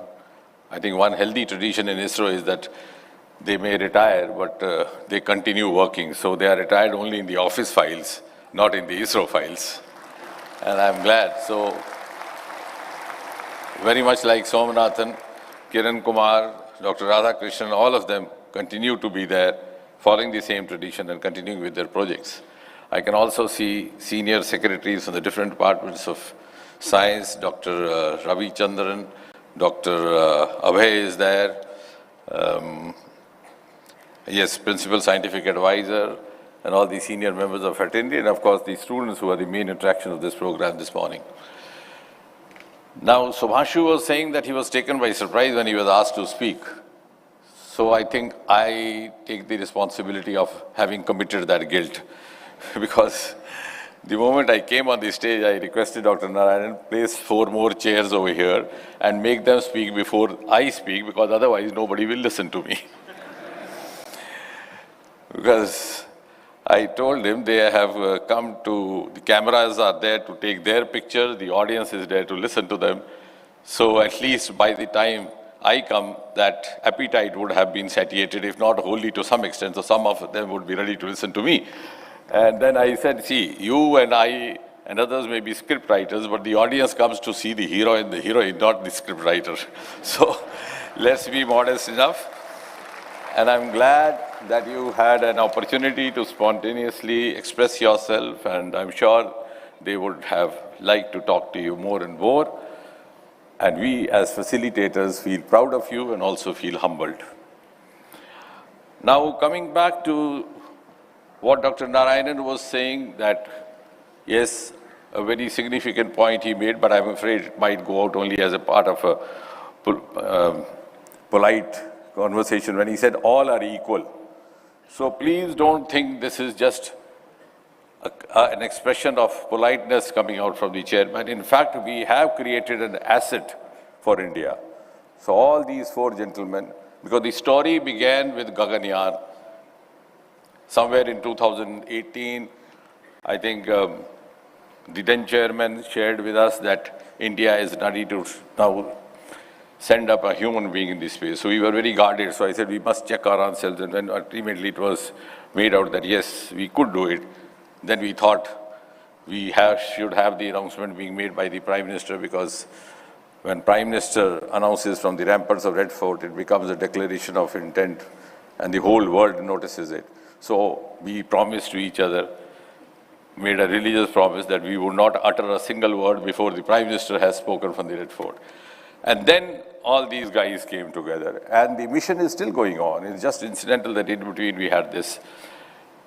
And Shubhanshu has been there, but in 2027, when we have the first human mission, we'll have 2 of them going up. Maybe subsequently we have more. So this is a sustainable, continuous asset with us, the 4 of them. The mission for which they have been enrolled and registered is not over.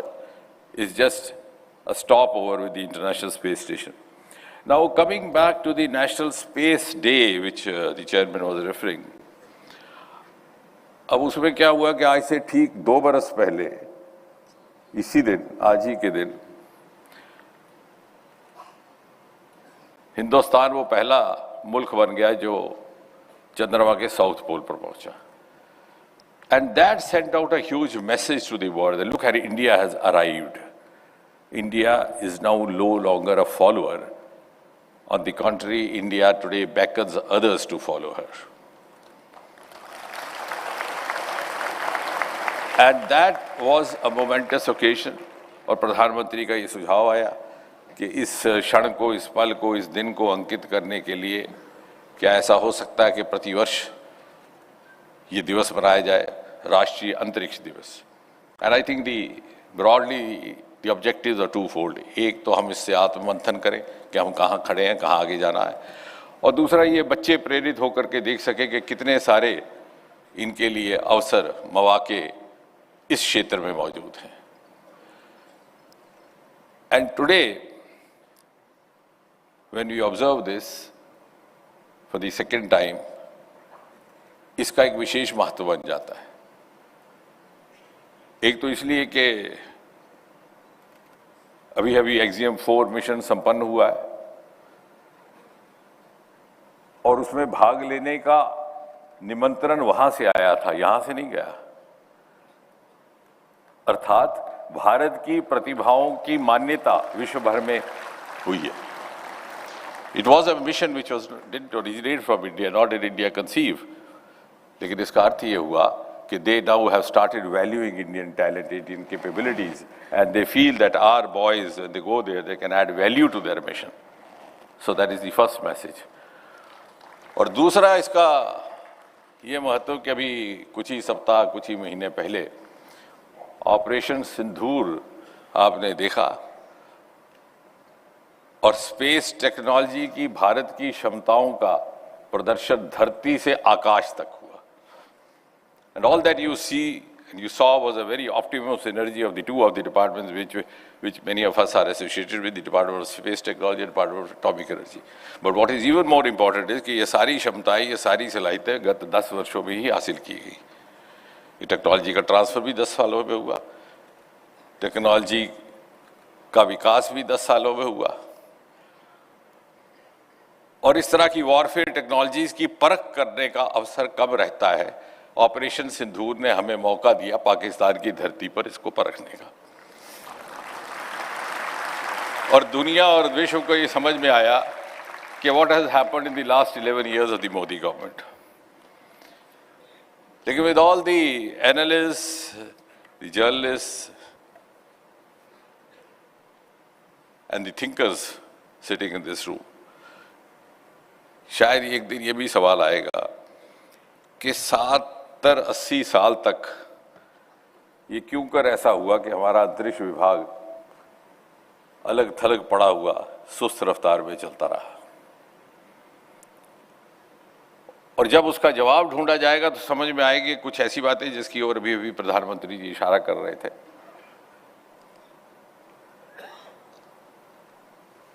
कि बहुत सारे क्रांतिकारी निर्णय लिए गए इन 7-8 वर्षों में. Now we are following the global benchmarks, we are following global strategies, we are following, because if we have to move on, we have to understand, we have to follow the global parameters. और उसमें सबसे बड़ा क्रांतिकारी निर्णय था opening up of the space to the private sector.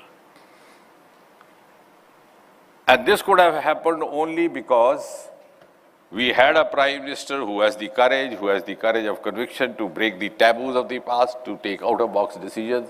And one of the media friends very rightly had pointed out that day while reporting it, that Modi has opened India's space, and rather Modi has unlocked India's space. And of course, for the first time, the gates of Sriharikota were open to all. अब इसका अर्थ ये हुआ, और ये हमारे लिए एक सबक की बात भी है, because we have this day prompts us also to introspect what could have been done, what was not done, what could have been done, what could be done now at least. हमारे पास प्रतिभाओं की कभी कमी ना थी, योग्यता भी थी, काबिलियत भी थी, क्षमता भी थी, सलाहियत भी थी, आंखों में सपने भी थे, दिल में अरमान भी थे, हाथों में मेहनत करने का मादा भी था.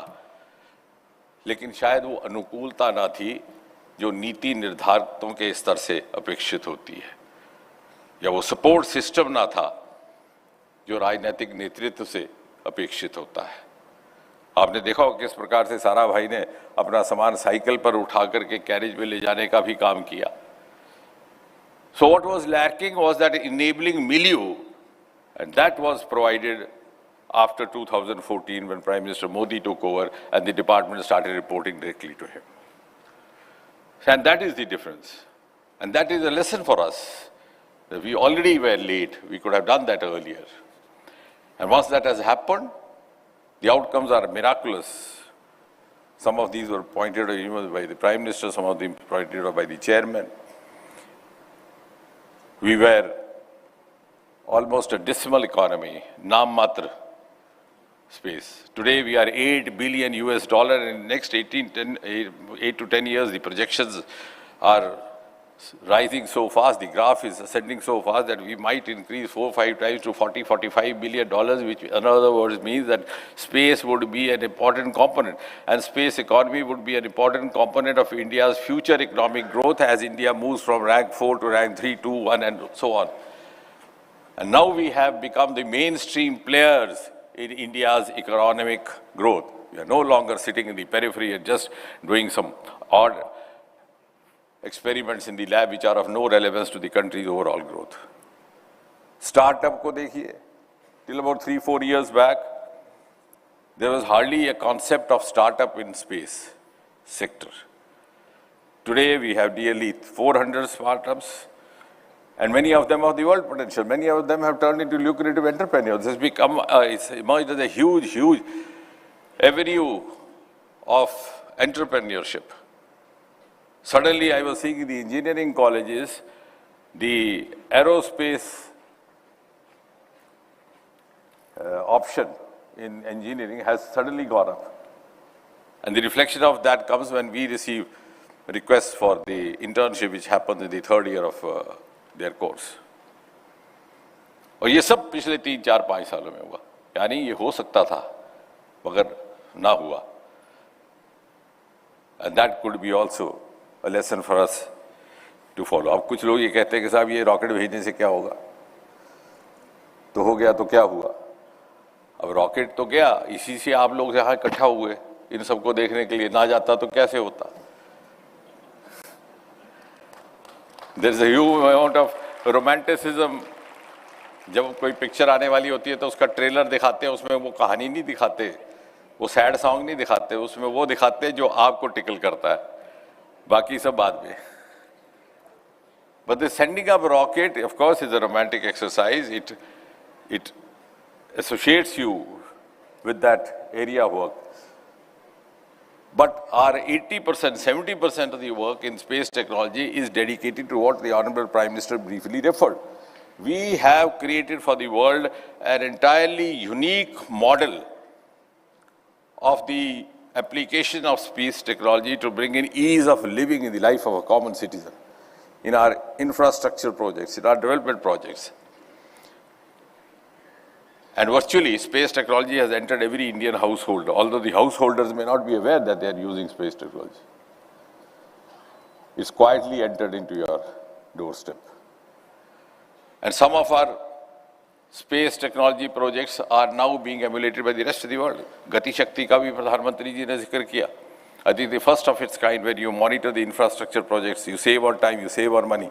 When we grow in economy, it's not only what the kind of wealth we generate, also the kind of wealth we save. And that is the model of Gati Shakti.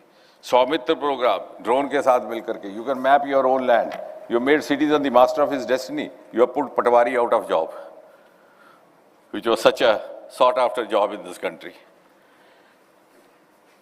Telemedicine, disaster, as Prime Minister was mentioning. We are now providing even to the neighbors the inputs for that. Most of our housing programs, Amrit housing project, our smart cities project, defense का मैंने जिक्र करने की जरूरत नहीं, आपने operation संधूर अपनी आंखों से देख लिया. So it's not only confined only to the setting up of rockets, because that is equally important.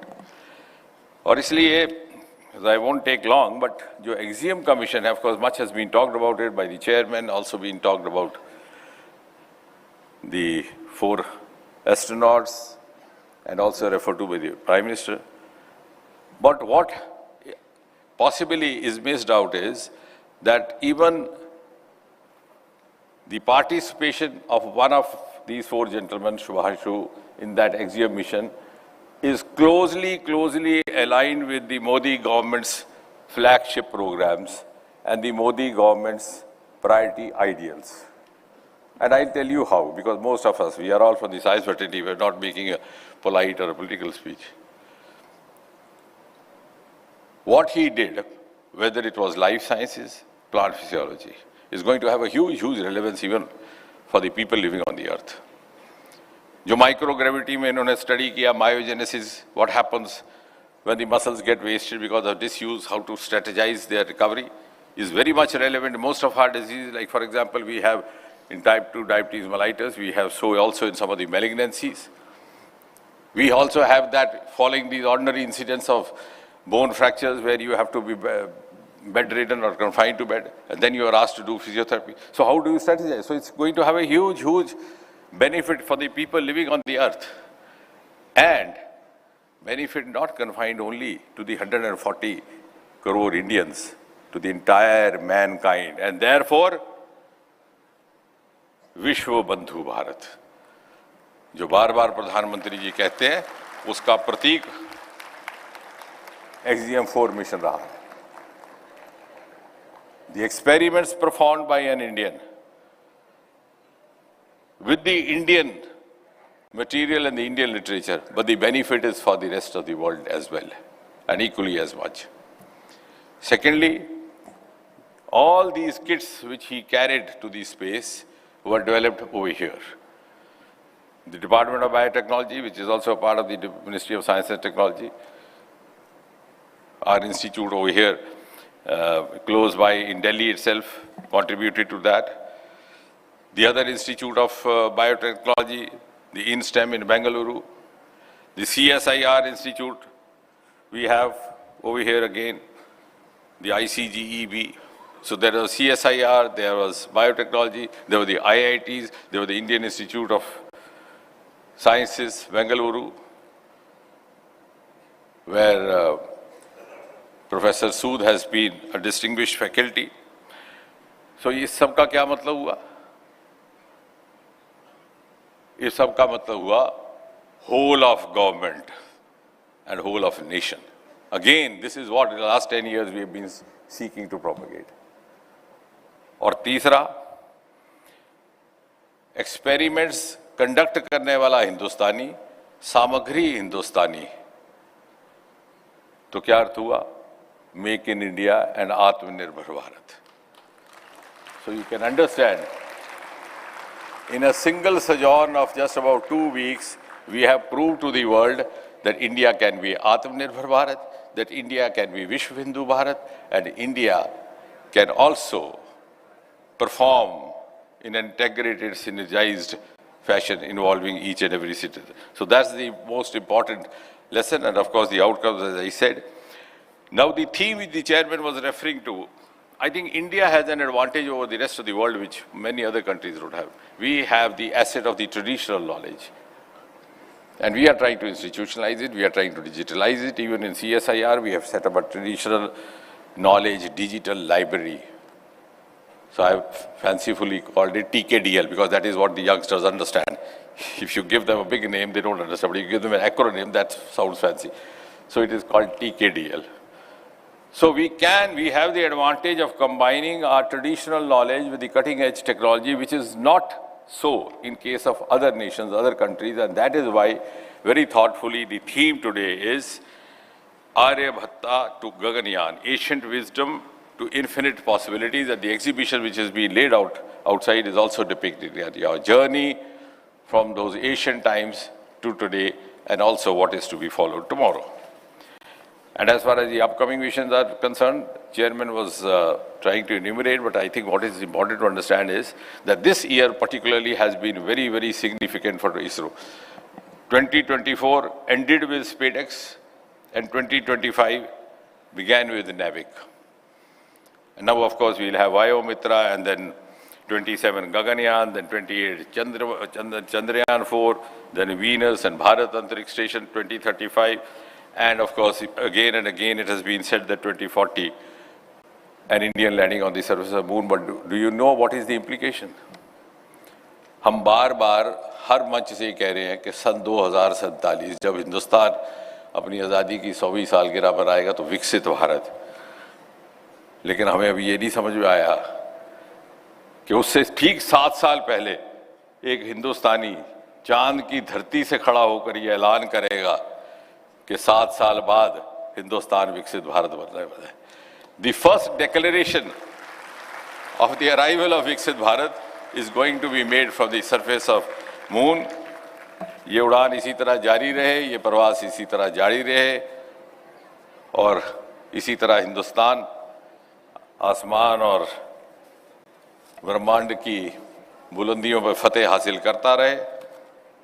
जैसे एक बार अल्लामा इकबाल ने उसी बुलंदी का जिक्र करते हुए कहा था कि खुद ही को कर बुलंद इतना कि हर तकदीर से पहले खुदा बंदे से खुद पूछे बता तेरी रज़ा क्या है. इसी कामना के साथ, इसी दुआ के साथ, thank you very much.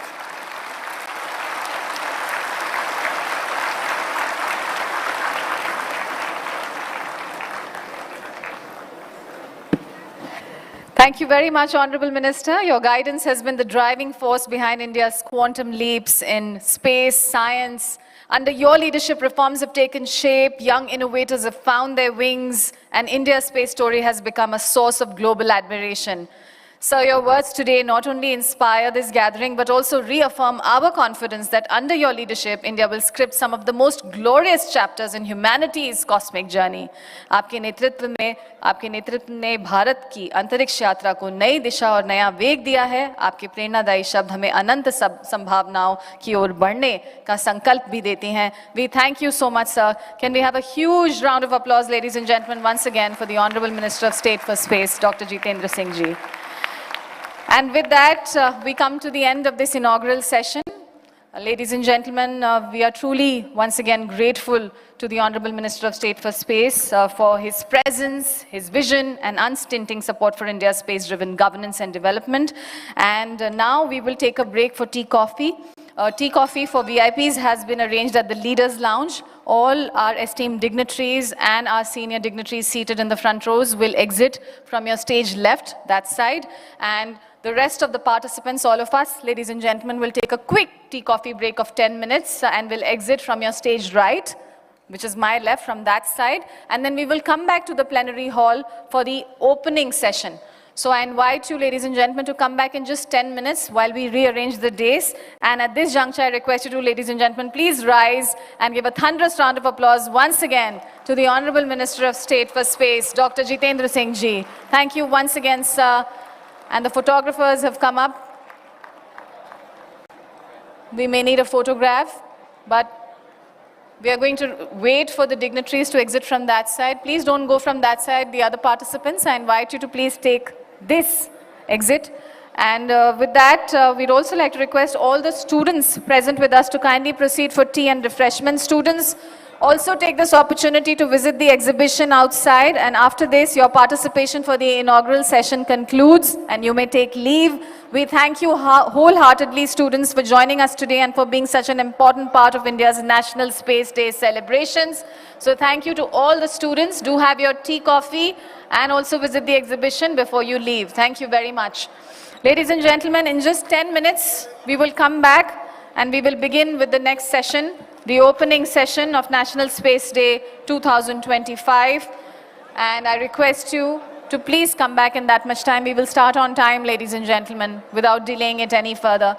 So I invite you to please quickly take a cup of tea or coffee and then come back to this plenary hall where we will start with the opening session quite immediately. So don't miss the beginning, come back soon. And please take your seats in this very hall once again for the opening session. And thank you very much once again.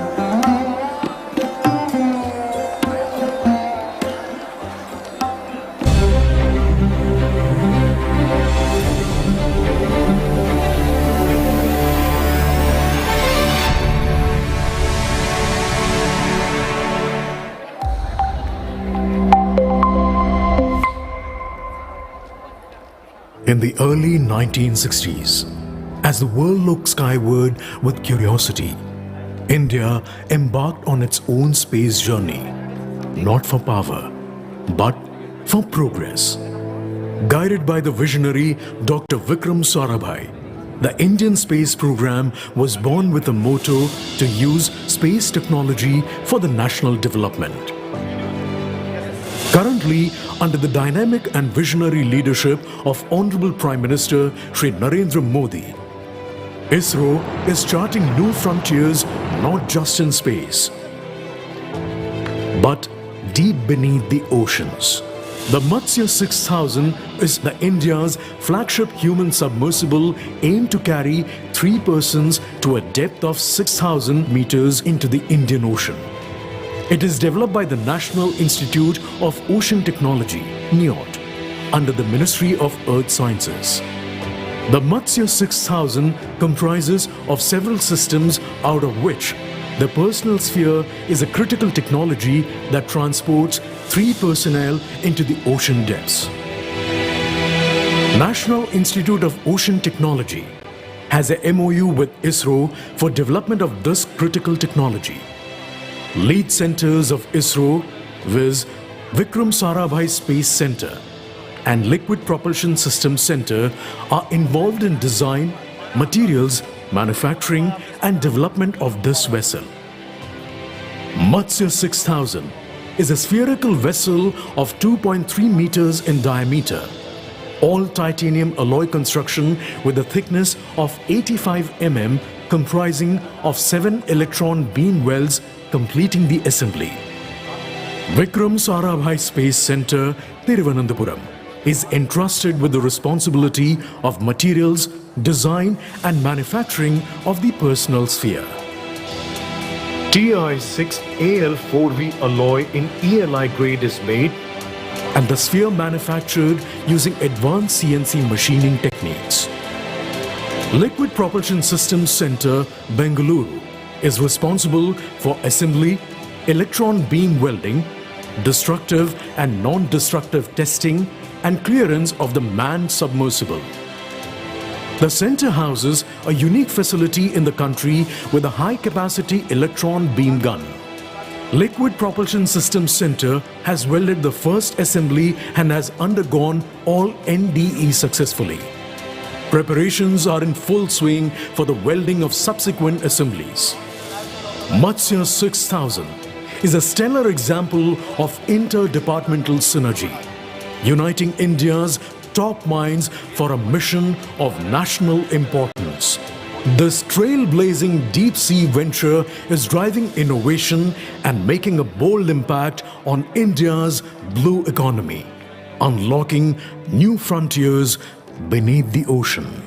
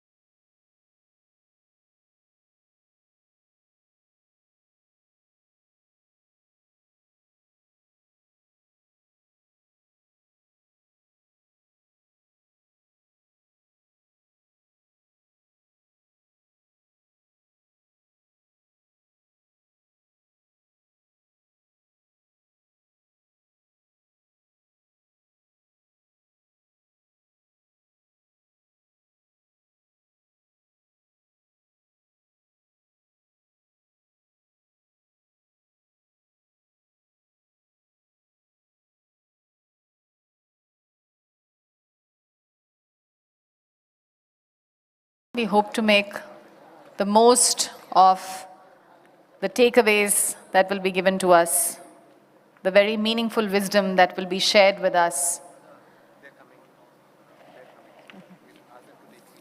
Ladies and gentlemen, our dignitaries are now approaching the plenary hall. May I invite you to please take seats. I thank you very much for your kind cooperation. Please take seats, ladies and gentlemen.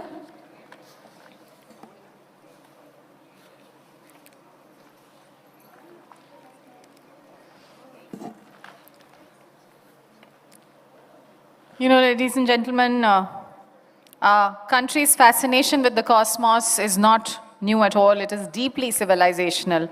From the meticulous astronomical calculations of Aryabhatta, Varahamir, Mihir, and Bhaskar to the observations of Maharaja Jai Singh even, India has always sought to unravel mysteries of the heavens. And these early contributions were not just scientific records, they have somehow shaped our culture, spirituality, and governance, embedding astronomy into daily life. We're just requesting all our eminent dignitaries to please take seats, and then we will begin very, very quickly. So I invite you all, ladies and gentlemen, to please be seated. And as soon as I'm signaled by the organizers, we will begin with the opening session. So please be seated.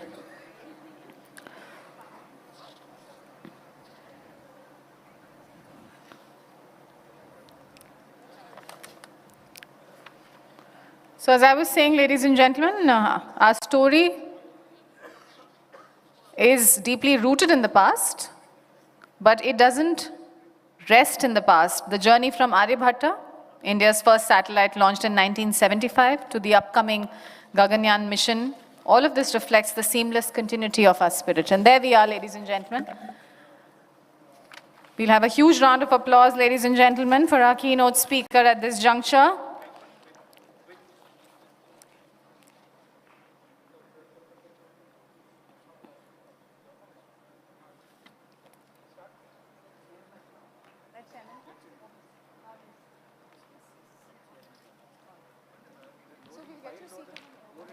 Sir, this is the flight transition.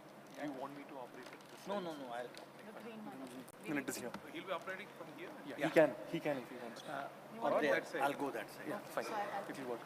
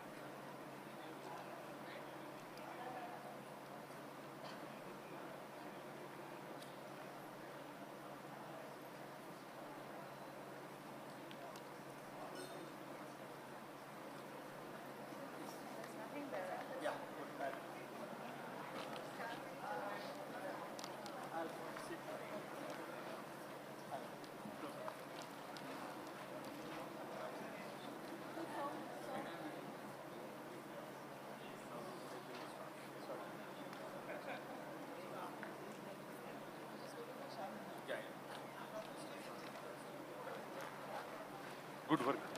Is it okay to use this podium or shall I go that side? Because sir wants to use... That script? Yeah. We'll start now. Gaganyaan and ISIS will not be there. We will not do this. We welcome everyone for the opening session. And then introduction by Mr. Ganesh. I'm going that side though because sir wants to use this podium.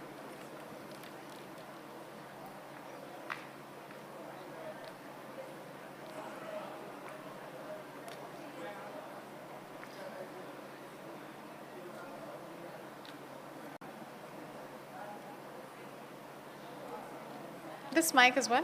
Thank you. So ladies and gentlemen, we will begin with the opening session very shortly. And for this reason, I request you all to please now take seats. I thank you very much for your kind cooperation. We don't want to miss the opening keynote, ladies and gentlemen.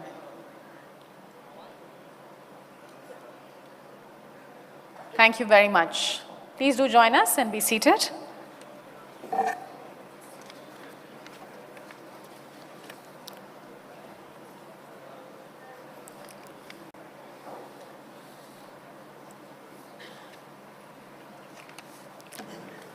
So, ladies and gentlemen, once again, I thank you very much for being here with us for India's second National Space Day celebrations. And now we are about to begin with the opening session.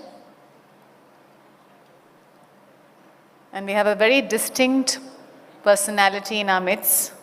He's going to be introduced and then invited to this stage, ladies and gentlemen, to render his keynote address.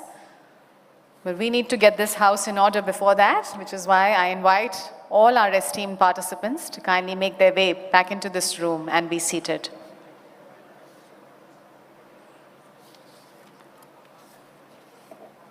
We have truly a very powerful theme for this year's National Space Day.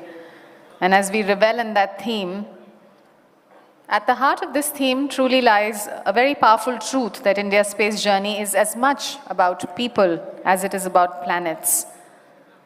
And every mission uplifts the nation's confidence, inspires its youth, strengthens governance here on Earth, from agriculture to disaster management, from communication to climate resilience. And it gives me a lot of pride to say that as we carry the torch from Aryabhatta to Gaganyaan, we affirm that our progress in space will always serve humanity's greater good. So in saying that, our heritage roots us, our innovations propel us forward, and our vision opens the doors to possibilities that are truly infinite. Ladies and gentlemen, we will begin very, very shortly. I invite you all to please take seats now. And I thank you very much for your kind cooperation. Welcome back, sir. It is truly heartening to see the anticipation, also excitement we have for the opening keynote. We don't want to miss it, and it is only evident with people coming back from their tea, coffee break only for this. So I invite all those of you, once again, this is an announcement for everybody who's outside and can possibly hear me. And for all those of you who are seated in the audience, if you would like to call your colleagues, give them a call, remind them that the opening session has to start and we don't want to miss it. It is unmissable, ladies and gentlemen, truly. So I'd like to request you all to please give a call to all your colleagues so that we can all gather back in the plenary hall for this opening session.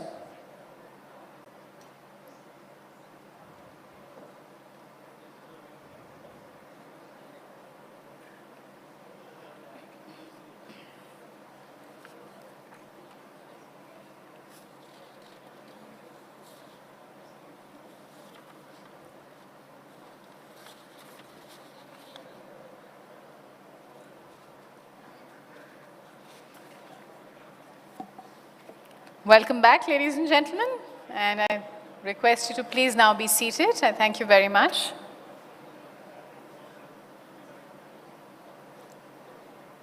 Just waiting for a few more people, ladies and gentlemen, since they're all making their way into the room and the doors haven't been shut yet. We're still awaiting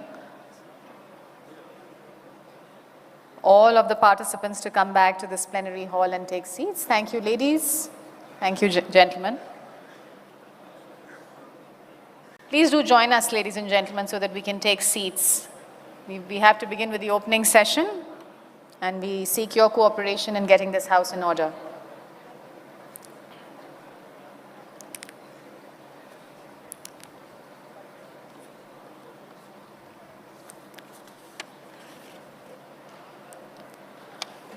Welcome back, ladies and gentlemen. We will begin with the opening session very, very shortly now. And as we gear up for the opening session, I'm just thoughtful, and you'll agree with me, that space has a way of humbling us and inspiring us at the same time. Whether it's Chandrayaan touching the moon or Gaganyaan preparing to carry Indians into space, every success tells the world that India is not just participating in the space age, we are indeed shaping it.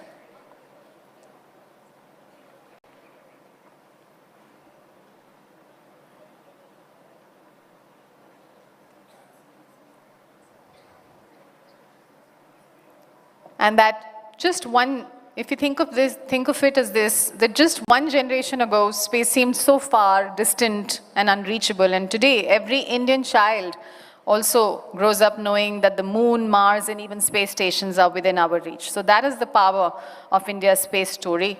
It truly turns dreams into missions. And ladies and gentlemen, with that, I have been given a signal that we will begin in only under a minute. So I'm going to request all of our esteemed participants, our eminent delegates. We've got 1 more minute to quickly approach plenary hall, reach our seats, and firmly position ourselves here for a very, very illuminated keynote address, ladies and gentlemen, which we do not want to miss. We have our esteemed delegates joining us. And ladies and gentlemen, with that, we will begin with the opening session of National Space Day 2025. And I want to begin by saying, in fact, quoting a Sanskrit invocation that embodies our spirit today. Anantam tu patantu ayamya swabhimani cha, which translates to, may we soar boundlessly with dignity and self-respect. And just as our space endeavors stretch across infinite frontiers, may our national progress also ride on wings of integrity and innovation. And at this opening session of National Space Day 2025, this is, ladies and gentlemen, where ideas take center stage as we reflect on India's extraordinary journey from heritage to horizon, from Aryabhatta to Gaganyaan. And to begin, let me take the privilege of inviting Mr. Ganesh Pillai, Scientific Secretary, ISRO, to kindly introduce our keynote speaker, and then we will invite him. So I'm going to request him, shall I call the keynote speaker myself first? All right, so we will first request our keynote speaker to grace the stage. May I invite, ladies and gentlemen, with a lot of privilege, the Principal Scientific Advisor to the Government of India, Professor A.K. Sood. A very warm welcome to you, sir. We are so grateful to you for sparing the time, taking time out of your busy schedule and joining us today for this keynote. And now I request Mr. Ganesh Pillai, Scientific Secretary, ISRO, to kindly do the honors of introducing him. Sir. Thank you. Good afternoon, distinguished guests, respected delegates, and esteemed colleagues. It's my honor and privilege to introduce a remarkable individual who stands at the forefront of India's scientific and technology journey, Professor Ajay Kumar Sood, the Principal Scientific Advisor to the Government of India since 2022, a role of strategic importance that places science and technology at the heart of national development. Professor Sood is one of the country's most accomplished physicists with a career spanning over 4 decades. His contribution to the science are not only deeply academic, but also profoundly national, influencing policies, nurturing innovation, ecosystems, and guiding the integration of science with public good. He's also serving as the chairperson of Prime Minister's Science, Technology, and Innovation Advisory Council. The National Science Chair Professor at the Indian Institute of Science, IISc Bangalore, Professor Sood is globally respected for his pioneering research, which has led to critical advancements in nanotechnology and soft matter physics. With a doctorate in physics from IISc Bangalore, research interest in the physics of quantum materials, soft and active matters, he has published over 450 scientific papers, and his work is recognized with numerous accolades, including the Padma Shri, one of the highest civilian awards, the Shanti Swarup Bhatnagar Award, Prize, G.D. Birla Award for Scientific Research, the TWAS Prize in Physics, the Millennium Gold Medal of the Indian Science Congress Association, the Sri C.V. Raman Award of the UGC, the Homi Bhabha Medal of Indian National Science Academy, GM Modi Award for Science and Technology, and Ashutosh Mukherjee Memorial Lifetime Award by Indian Science Congress. Professor Sood has held leadership position in all major Indian science academies, like the President of Indian National Science Academy, the President of Indian Academy of Sciences, and Secretary General to the World Academy of Science, Italy. He was also elected to FRS, the Fellowship of Royal Society, UK. As PSA, Professor Sood's mandate includes shaping science and technology policy, catalyzing cross-sector collaboration, and building robust research and innovation frameworks to advance India's self-reliance and global competitiveness. Professor Sood is not only a scientist of extraordinary caliber, but also a visionary who understands the need for synergy between academia, industry, and government to build a future that is inclusive, knowledge-driven, and sustainable. It's truly a privilege to have him with us today. Ladies and gentlemen, please join me in extending a warm welcome to Professor Ajay Kumar Sood, Principal Scientific Advisor to the Government of India. Sir, please.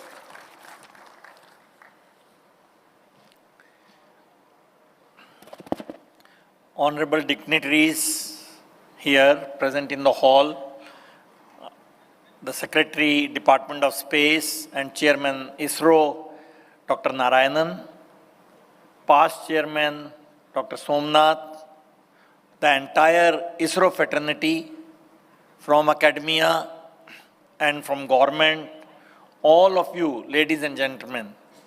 It is indeed a very big privilege for me to be a part of this momentous day, celebrating second National Space Day, which really marks the arrival of India on this technology scene in a very big manner in the last few years. We heard very inspiring progress and the vision in the last 2 hours in the presentation by the Secretary, Dr. Narayanan, inspiring speech by our Honorable Prime Minister, and the 2 videos which were played highlighting where India has come starting from almost like 50 years back, and what is the vision for the next 40 to 50 years as was presented in their Manthan, in their vision document. So this really makes all Indians very proud of what ISRO has achieved and what ISRO aspires to achieve. So please join me in congratulating ISRO once again and really see their progress from almost day to day. I have had the privilege to be associated with some of their programs in the last few years, and it is very heartwarming to see the entire ISRO approach along with other ministries to take the agenda forward for Viksit Bharat. Now, this presentation, which I was invited, thank you very much, but I have a challenge because whatever I wanted to say has already been said in the last 1 hour. So what I will do now, from a perspective of a non-ISRO person, I will see how things have come up and what are the challenges. So I thought in this presentation, I will see where we stand and where we need to go. So first of all, the theme of this National Space Day is again very beautiful. Aryabhatta to Gaganyaan, ancient wisdom to infinite possibilities. So let me start with our Honorable Prime Minister's quote. There should be no space between common man and space technology. This really exemplifies the spirit of what ISRO wants to achieve, how the space technology has to influence common man's lives and make and contribute to ease of living. So if you look at the progress from 1962, the way it started in COSPAR, ISRO established in 1969, 1975, Aryabhatta was launched, and then we had our own vehicles, SLV-3, Chandrayaan-1 in 2008, 2013, Mars Orbiter, 2023 historic day where we had this concept of National Space Day initiated by Honorable Prime Minister 2023, and now very recently astronaut on Axiom 4 and many other missions which were elaborated in the earlier presentation, Aditya L1 and so on. So this really tells how fast or how efficiently we have come, and we really need to go even at a higher speed with much more efficiency to achieve our goals. So this Space Day 2025 really sees a continuum of innovation, celebrating unbroken chain of scientific curiosity from ancient India to modern space missions. We have the theme of universal inspiration, namely every citizen can dream big and harness space technology for societal goods, as exemplified by many, many programs of ISRO. Self-reliance, absolutely essential from theoretical calculations to practical space technology. That's the journey of Atmanirbhar Bharat. And the cultural pride with all of that, namely the ancient knowledge systems meeting cutting-edge technologies, and that is India's unique contribution to global space exploration. So if you look at India's space economy and Viksit Bharat 2047, as Honorable Prime Minister said, again I will quote, Indian rockets carry more than payloads. They carry the dreams of 1.4 billion Indians. So if you look at $8.4 billion is our current value of the Indian space economy, which is 2% of global space economy. The target by 2030 is $44 billion, which is the 8% of global economy, and 15% of the global market share by 2047. And I'm sure this will be achieved even before, in 2040, as was elaborated. And I'm sure these numbers are just indicators, but I'm sure the ISRO will do its best to even surpass what is projected. Economic impact is extremely inspiring. For every dollar invested, the return, as was done in a recent report, is $2.4. Employments, 4.7 million jobs created, and where the 96,000 jobs are the direct jobs, and industry growth, which we have heard in the last 2 hours. We have now 400 plus private space companies, 200 plus startups which are active in 2024.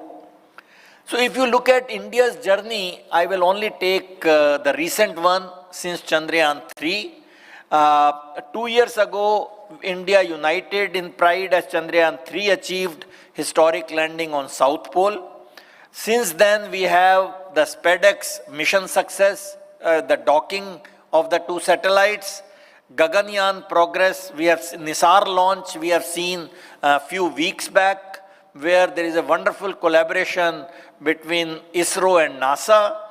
Gaganyaan is in progress, and Group Captain Shukla's Axiom 4 ISS journey is inspiration to all the Indians and even internationally.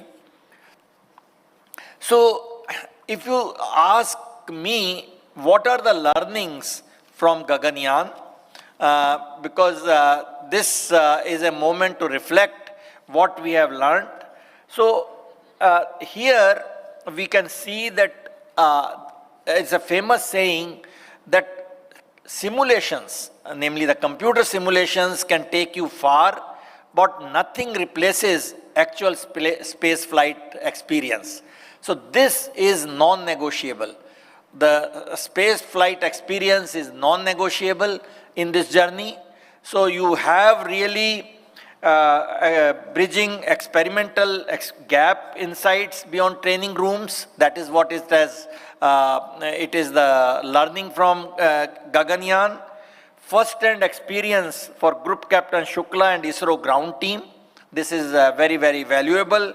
And perspective on astronaut training, curriculum, emergency preparation, health monitoring, and microgravity adaptation. And you also know that 7 experiments aboard ISS were done by Group Captain Shukla, and these were among almost 60 scientific studies and activities representing 31 countries. So India is a player in this, and this is what I'll elaborate little bit as I go along. So I thought at this stage, since occasionally there have been some discussion, what have we gained out of this Gaganyaan? So as a outsider, I thought I'll just reflect this. When you say it's a high cost, that is absolutely wrong.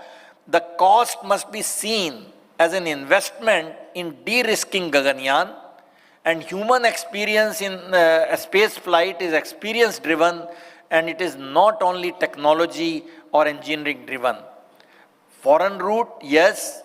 Other advanced space agencies like ESA and JAXA flew astronauts on NASA ISS mission to gain valuable experience and expertise before embarking on more independent programs.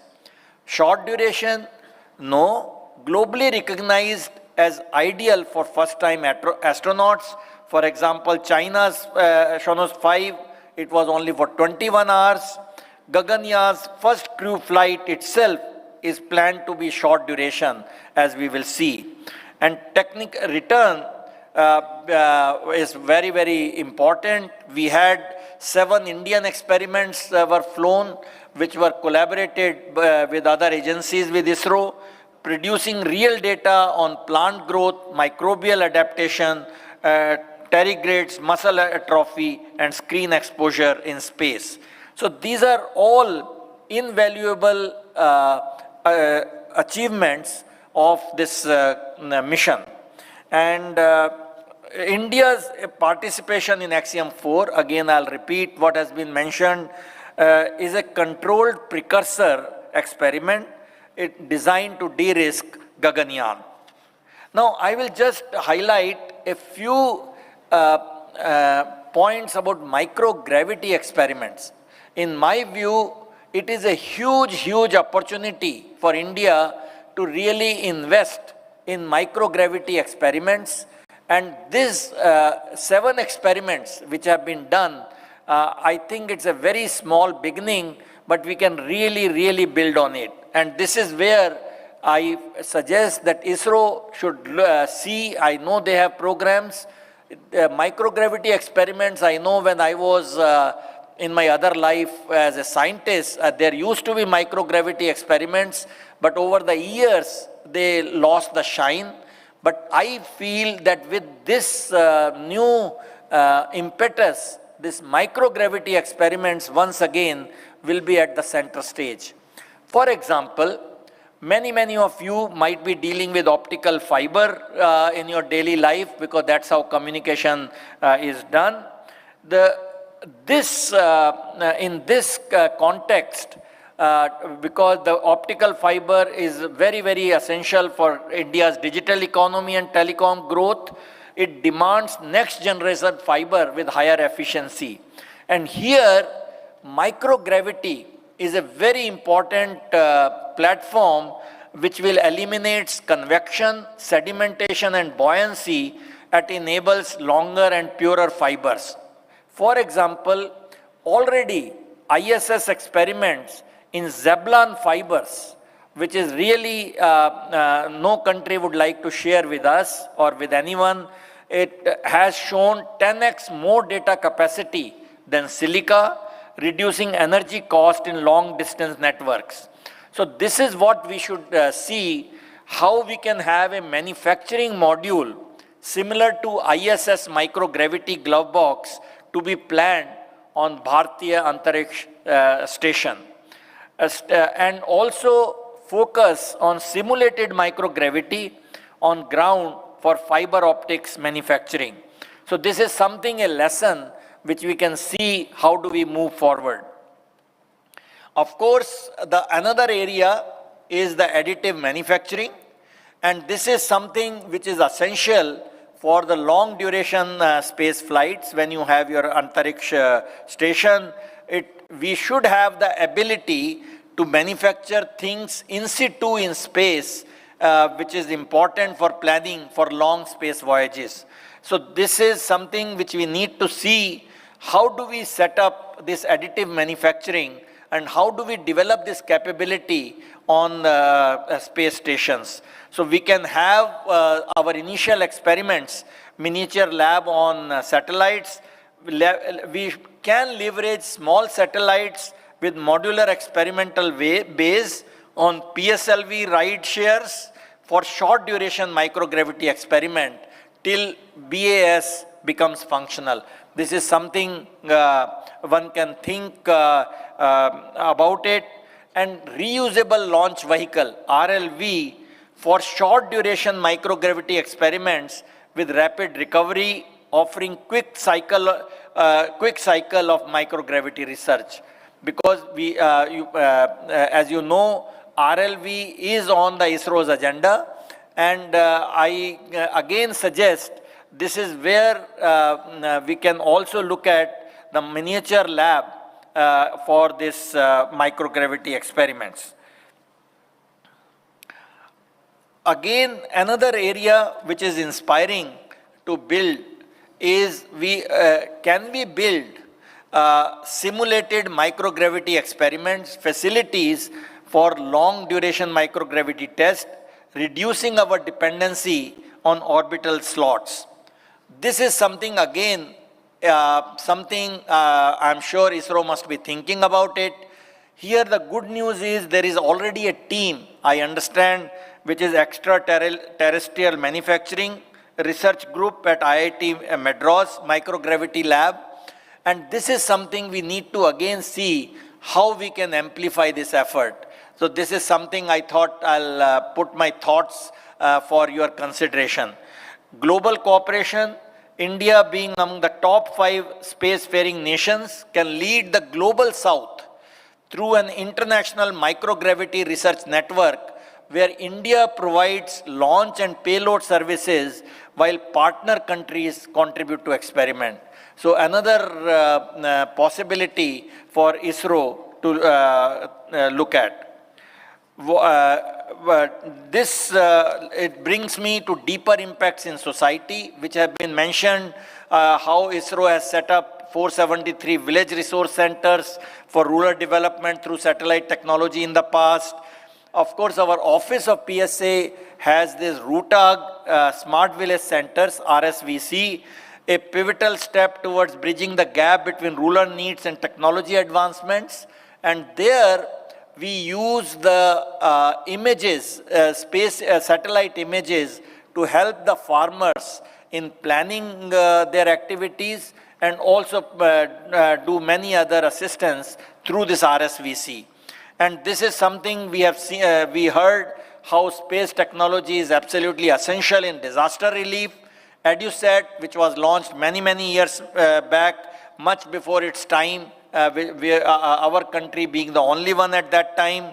The SITE program, namely the Satellite Instructional Television Experiment in 1975, if I am not wrong, where 2,400 television sets were set up in villages. We have the weather forecast, potential fishing zone prediction, looking at the sea surface temperature and chlorophyll done where INCOIS is very heavily involved. Sodic land reclamation, again looking at the sodium content in soil, telemedicine, watershed management. All these things have positively impacted lives of common people since decades. And this is the theme of ISRO's progress and the ISRO's vision, if I understand right, over the time to come. the game-changing decision which was taken by this government to bring startups in space sector. A lot of it has been said, I will not repeat. We have the technology adoption fund, we have the seed fund scheme, and we have satellite bus as a service. All this will have a lot of impacts which I have written, I will not repeat, but this is the way we need to see how we empower the space startups as we go along. This is something which we are very proud of. We have the in-space vision, targeting $44 billion economy. Already 38 authorizations have been issued to 23 private entities. State-level space policies are also coming up. We have Gujarat and Tamil Nadu, and more recently Andhra Pradesh, where Dr. Somnath is involved. We have the incubation and sport infra with Atal incubation centers, ISRO incubation, facility access, and technology transfer. All this is very, very inspiring to see how startups are becoming more and more a part of the space journey and taking it forward. I will not repeat this, but again to say how we have grown from one startup to almost 229 startups in mid-2024 and even more now. And this is where the funds which have been raised by startups have also gone manifold. So we have the private launches, innovation areas, applications, all fronts where the startups are playing a role. I will not repeat, there are many notable players. They have the stalls outside. Good to see that in last few years, all these have become really the household name and so on. Again, maybe 2 weeks back, a major development where InSpace awarded the contract to design, build and operate a 12 satellite constellation to Pixel Spacelet Consortium, which has players like Dhruva Space, PeerSight and SatSure. Again, this is, I'm repeating because it has been said this morning, but I thought it is again emphasizing how we are really coming of age to really enhance India's data sovereignty and reduce dependence on foreign sources by providing analysis-ready data, value-added services, and so on. And this project has all the 4 satellite types: optical, hyperspectral, multispectral, and SAR. This is something which India's space science future. We have heard from Dr. Narayanan what are the things lined up. We have a new generation launch vehicle. We have Bharatiya Antariksh Station. We have the reusable launch vehicle. We have the air-breathing propulsion system in scramjet engines, electric propulsion, and so on. So if you look at the future, it looks extraordinarily bright, inspiring for youth, and inspiring for the whole country. We have launch systems which have to become faster, they have to become cheaper, they have to become greener, and they have to be reusable. And this is the integrated approach which ISRO is taking to take India forward in this space journey. R&D in space technology is a step towards technology sovereignty of any country, and India in particular.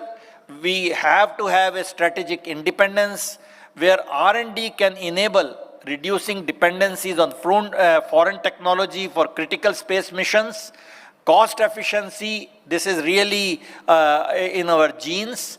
Indigenous solutions, significantly lower mission costs. And propulsion indigenization, where R&D can enable reducing dependencies on foreign technology for critical space missions. This is something which is happening, and I'm sure as we meet here next year for National Space Day, we will hear more success stories along these lines. India's strategic tech diplomacy for space is not to be missed. We have global launch services where 400 plus satellites have been launched for 34 nations, Extremely nice. This number will go up, earning almost $174 million revenue. And we have heard partnership with ESA. We have heard ISS mission, where Group Captain Shook's Axiom-4 partnership, and more recently, about a month back, NASA-ISRO collaboration through this NISAR mission launched on 30th July. This is where our mantra is: India's cost-effective and reliable services make it a preferred launch partner. This is the ISRO unique selling point, and I'm sure with all this, we will really do much, much more as we go along. India's strategic tech diplomacy for space is also something which we are very proud of. India-France has a 50+ years of excellence.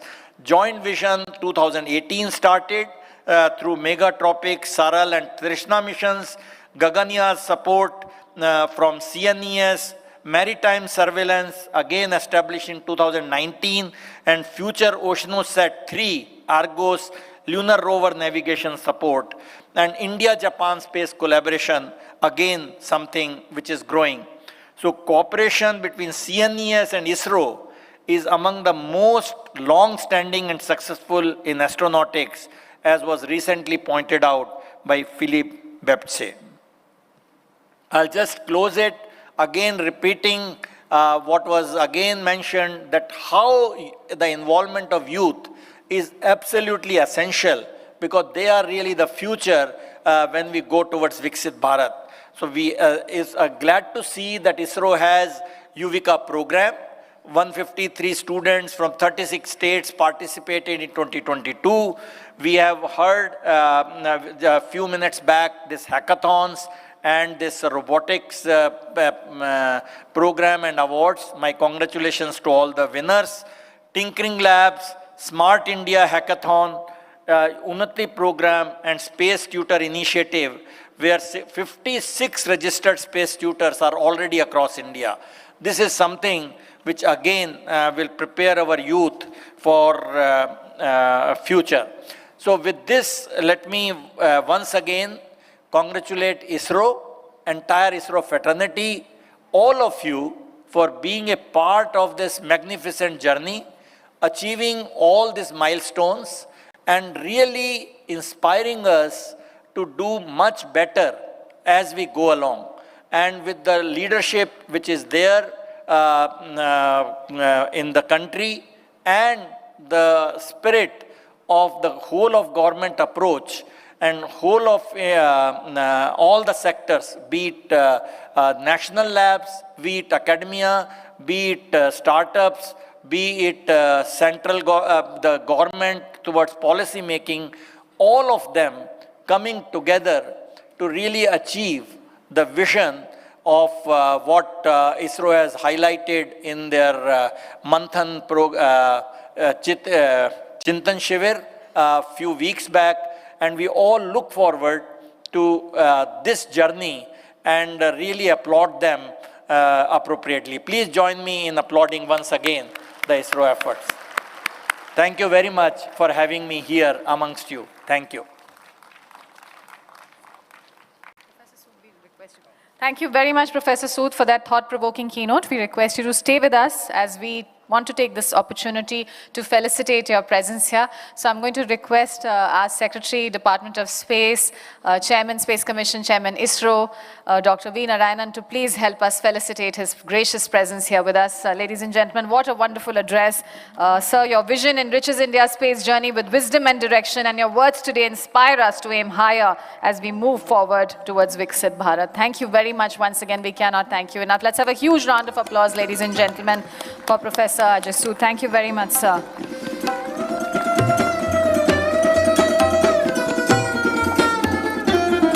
So let's have a huge round of applause once again for Professor A.K. Sood, Principal Scientific Advisor to the Government of India. Thank you once again, sir. And thank you once again, Chairman, sir, for doing the honors. And with that, ladies and gentlemen, we will now very quickly, very swiftly transit into the panel discussion. But before that, we've got a video to play for you. So I would just like to say that let us now watch a film on the first Gaganyatri in the International Space Station, a very proud milestone in our human spaceflight journey. Let's take a look.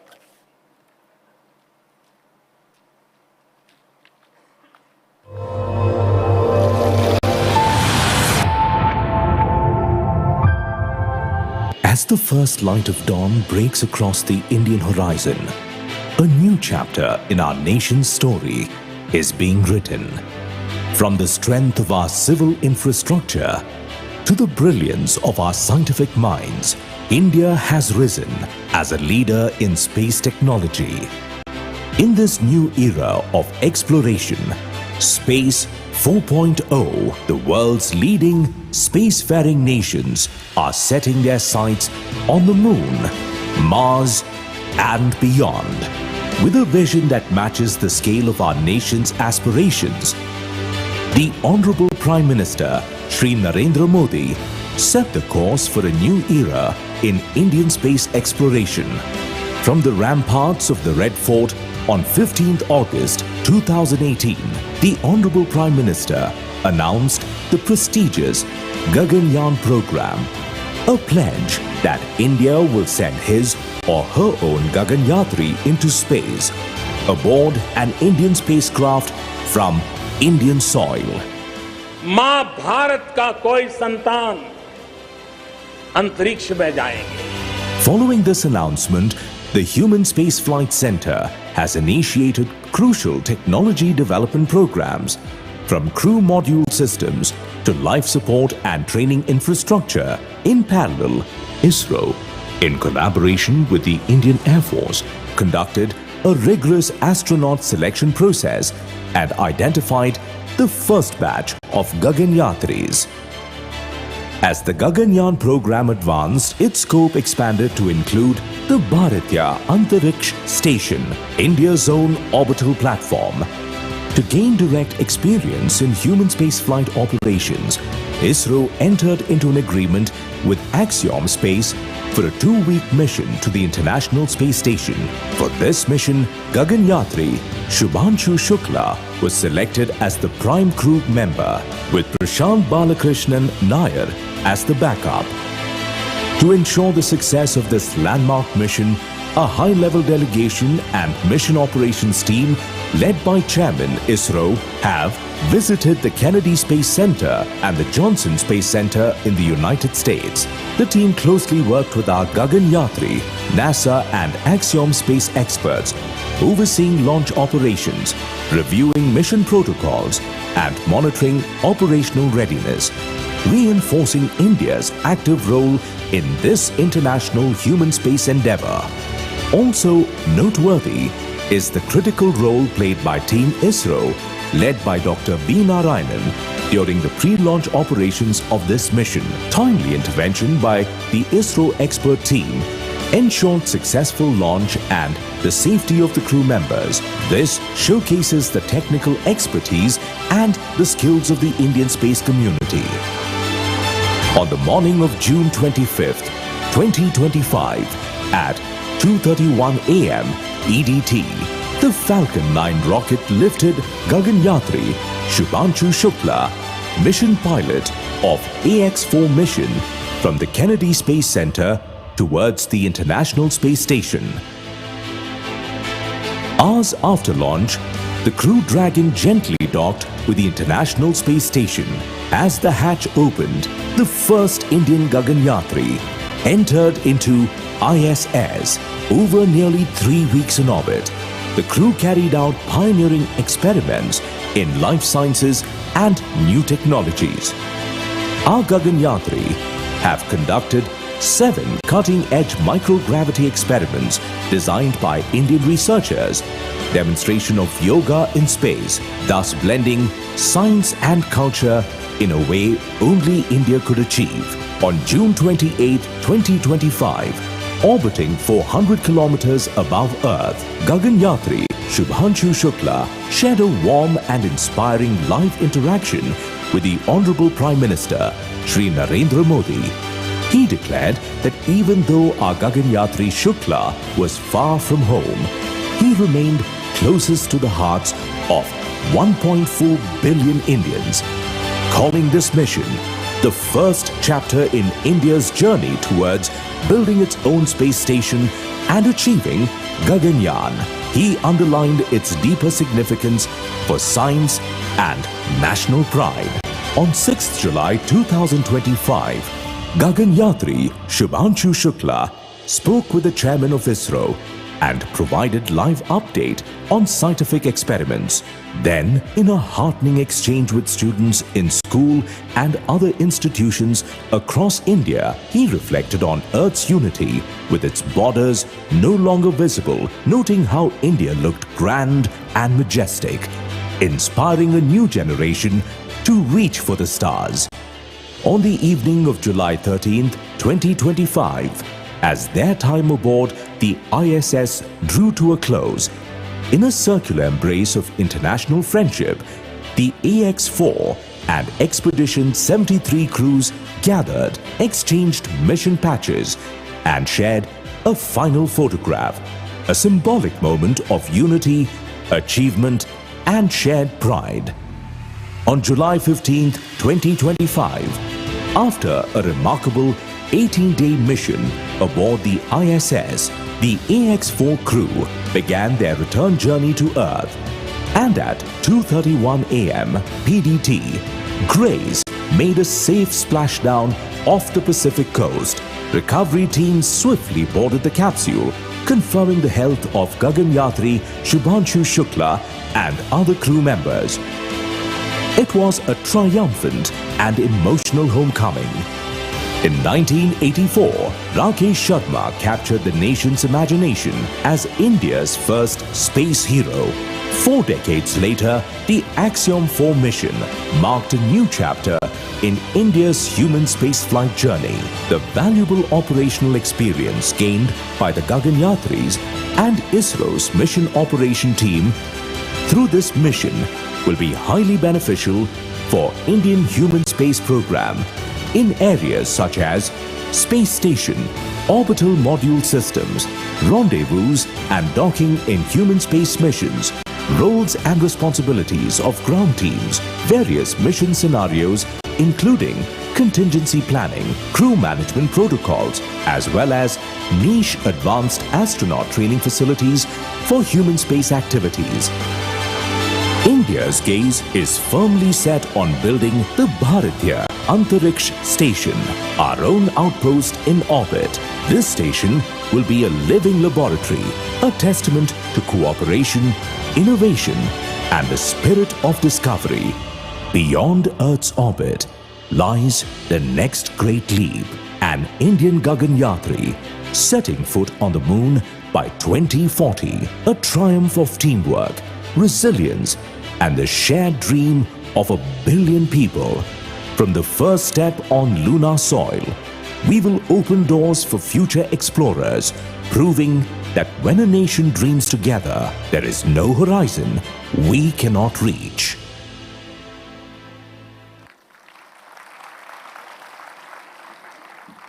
Thank you very much, ladies and gentlemen, for giving this video a watch. And now we will begin with our first panel discussion.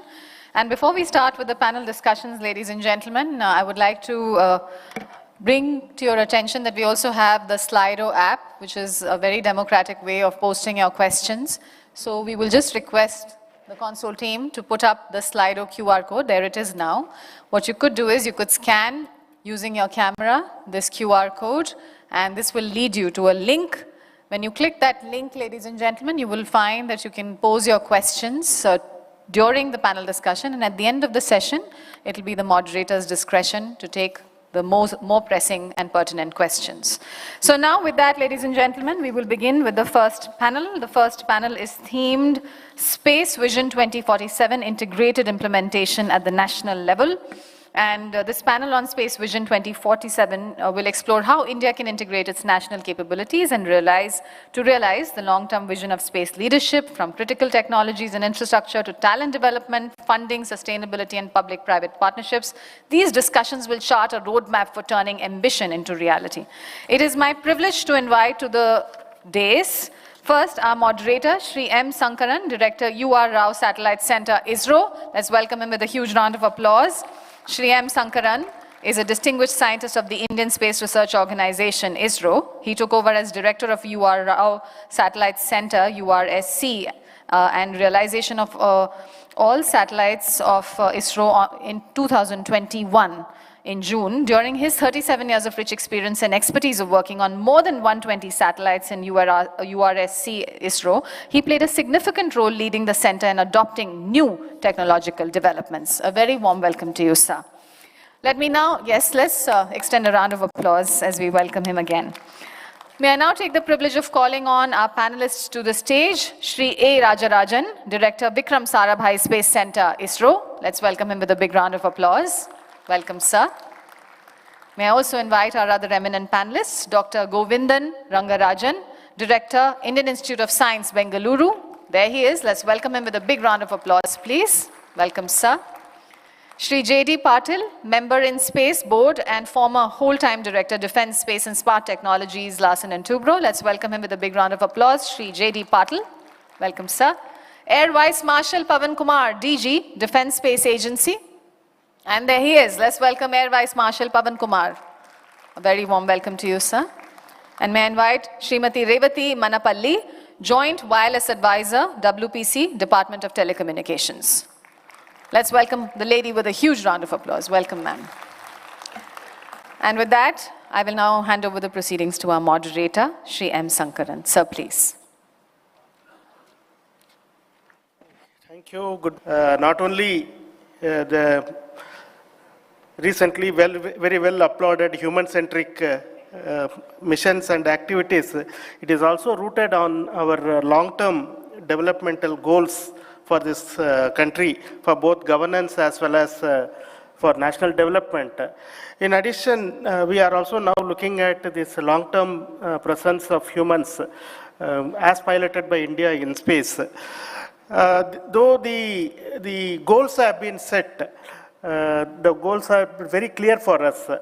It is up to us now to find a way to implement these goals. And to discuss this pathway ahead of us, we have this distinguished panel here. So before we go to the questions, let me request each one of the panelists to have 1 or 2 minutes of introductory remark, so that will set tone for our discussions. Maybe we can start with Madam Revati. Yes? I'm audible? No.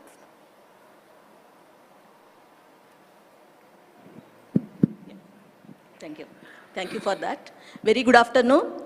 I'm very honored and privileged to be here among this distinguished panel. And I'm also grateful to ISRO and especially SATCOM FIVO for giving me this opportunity.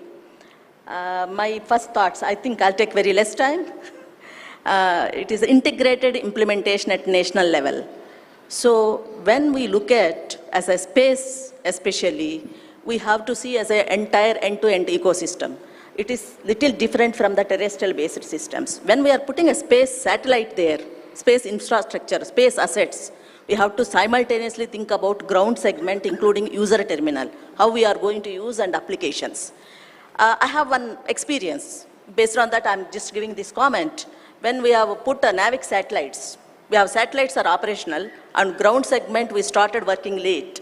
So the policies also should come parallelly so that common men will be able to use the satellite when it is already into the orbit. The second point, so when we do Space Vision 2047, probably in the whole government approach, all the government departments will come up with the policies so that the space entire ecosystem will be utilized on the day one when the satellite is going into the space. The second important point is about satellite orbit resources, spectrum orbit resources. You all know that any space beyond 100 kilometers above Earth is not in our control. It is managed by the ITU. It is on first come, first serve basis. We are planning of so many satellites, but to place them in the orbit there, we have to go and get that orbital rights. Otherwise, where we are going to place it? So, that process almost starts 7 years ahead of it. When we are talking of lunar mission, Adityan and all, we have started filing somewhere in 2013-14. That is invisible, but it is very critical. So GSO we have something, but NGSO we don't have. What we have is for Earth observation or remote sensing. And with the space liberalization, yes, I'm very this happy. is an important point, which in fact we are going to discuss as part of my questions also. Yeah. It's a point is noted. We'll go ahead and discuss this. Thank you. Let me move on to Sri D.Y. Patil, who represents both industry as well as in space. Your thoughts, sir? I must say that one difference between any other government department and ISRO is right from the day one, industry was extremely well integrated into what ISRO did. Given this, at those days, more than 54, 55 years back, when some of the earliest things started happening, it actually rubbed onto the industry in terms of what is called the precision manufacturing. When I look back, I start seeing that what ISRO began nearly those 5.5 decades back actually created enormous precision manufacturing and engineering kind of capabilities in Indian industry. And we always have heard that it's the strategic sectors that take a lead and other sectors follow. So my first thought when you asked me was, what is that ISRO has actually contributed to India? It has actually given to industry some of those capabilities which otherwise were unknown. And in the days when industry was not mature, it was enormous handholding through which all these capabilities got developed. Thank you, sir. We'll now move on to our major user of the space assets, which is the armed forces today. So let us hear the thoughts from our Air Vice Marshal. Good morning and thanks so much. To briefly cover introduction to this particular topic, Space Vision of 2047, I think firstly, we should endeavor, of course, by 2047, we want to be a global leader in space. But I think when world looks at stars in 2047, they should look up to India. And if we want to achieve that objective, as far as strategic community is concerned, there are 5 main pillars I think we need to focus on. First is achievement of critical technologies in all the subdomains of space domain, that is ISR, PNT, communication, space situation awareness, countermeasures, and if I can include the 6th one, that is space weather. Second is capability development in terms of infrastructure, in terms of ground stations, I would say not only in India, but abroad, because we all know the advantages. The HR, by 2047, if what was flashed, we will have n number of satellites, and if we have to have that, probably will require an army of engineers, scientists, operators, and visionaries. So HR development, how to introduce structured space curriculum in the universities, we will have to look at that. Third pillar, I would say, is the role played by academia and industry. Now, there are many academic institutes, at least we know, who have their individual centers of excellence. But are they working on the correct problem statement, which leads to startup, to industry, to DRDO, ISRO? That is something I think we need to sit and work out. Fourth is funding and collaboration. By collaboration, if I can spend 30 seconds on that, I think, if you carry out a scan of the entire globe, out of 190 countries, only 10 countries have space capability, India being in first 5, and which means there is potential for huge space diplomacy and huge space economy when we come to remaining 180 countries. And we are talking of the like-minded ones. And the last one is, we need to have a clear roadmap for next 10 to 20 years. If you analyze last few years, the way our various space projects have come up, you find idea to orbit time is very large. And 2047, that is 22 years hence, is not a long time. So whatever outcome is there of the National Meet 2.0 plus whatever we are discussing here, these ideas have to be implemented in case we want to achieve Space Vision 2047, primarily because of the gestation period. Otherwise, coming to strategic community, we strongly feel that in the years to come, it should be a dual-use network. We should have a national architecture. I think time for civil and military is over. It has to be a common network which is dual-use, whether we talk of ISR or whether we talk of communication. Thank you. Thank you, Air Marshal. In fact, you have stolen my thoughts, my questions, and what I was going to ask you have already mentioned. Thank you for that. And now the regulator, the industry, and the users, the principal user have spoken. These three people have to be serviced by the two gentlemen who are sitting on the either side. One is HR, the human resource development through academia, the colleges, and my own colleague and friend Rajarajan, who is the director of the VSSC Center, now, who is responsible for the technology development. So we'll hear one after the other. We'll start with Professor Rangarajan.